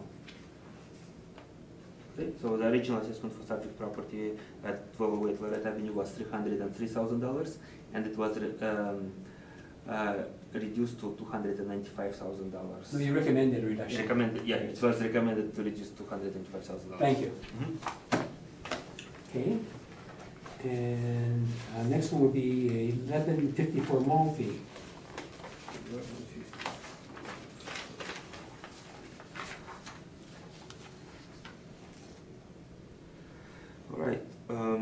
Subject property is 1154 Mulvey Avenue, parcel ID 1203-1150-000. The original 2019 assessment was $325,000. There was a recommendation to reduce the 2019 assessment to $292,000 to better reflect April 1st, 2016 market. A recommendation was accepted during a phone conversation on July 31st by a property owner, Teresa Dukes. Okay, and that you're satisfied based on all the information you gleaned in your conversation with the applicant, that was a fair assessment? Correct, yes. Thank you. And we next have 668 Oakdale Drive. Okay, 668, okay, subject property, 668 Oakdale Drive, parcel ID 01002-301000. The original 2019 assessment was $355,000. There was a recommendation to reduce 2019 assessment to $272,000 to better reflect subject property conditions. And the recommendation was accepted by Sherry Walker on August 8, 2018 during a phone call. And you learned about the condition in a phone call, or was it inspection then? It was a full inspection. You did an inspection? Yes. Okay, so based on inspection, you determined that it was overassessed, Yes. and that now reflects the value more fairly than it did before. Exactly, based on the property condition at the current time. Thank you very much. And we next have 529 Layla Boulevard. Okay. Okay, so subject property is 529 Laidlaw Boulevard, parcel ID 1000-346-3100. The original 2019 assessment for the property was $803,000. There was a recommendation to reduce 2019 assessment to $610,000 to better reflect the April 1st, 2016 market and property condition. Property was fully inspected, and the recommendation was accepted by the property owner, Harvey Hennick, during a phone conversation on August 8, 2018. Thank you very much. And that's a big jump. Yeah. Yeah, well, obviously But the condition, there's an inspection, so I'm Yeah, says, yeah. yeah. And next, 301 Shaftesbury Boulevard. Okay. So 301 Shaftesbury Boulevard is, subject property is 301 Shaftesbury Boulevard, parcel ID 1000403800.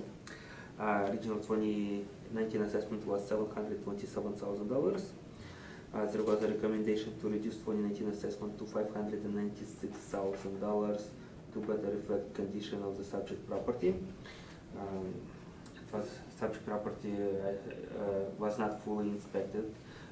There was a phone conversation with the property owner, John Bruce Bryce Matlashevsky, who accepted the recommendation during the phone conversation on August 10, 2018.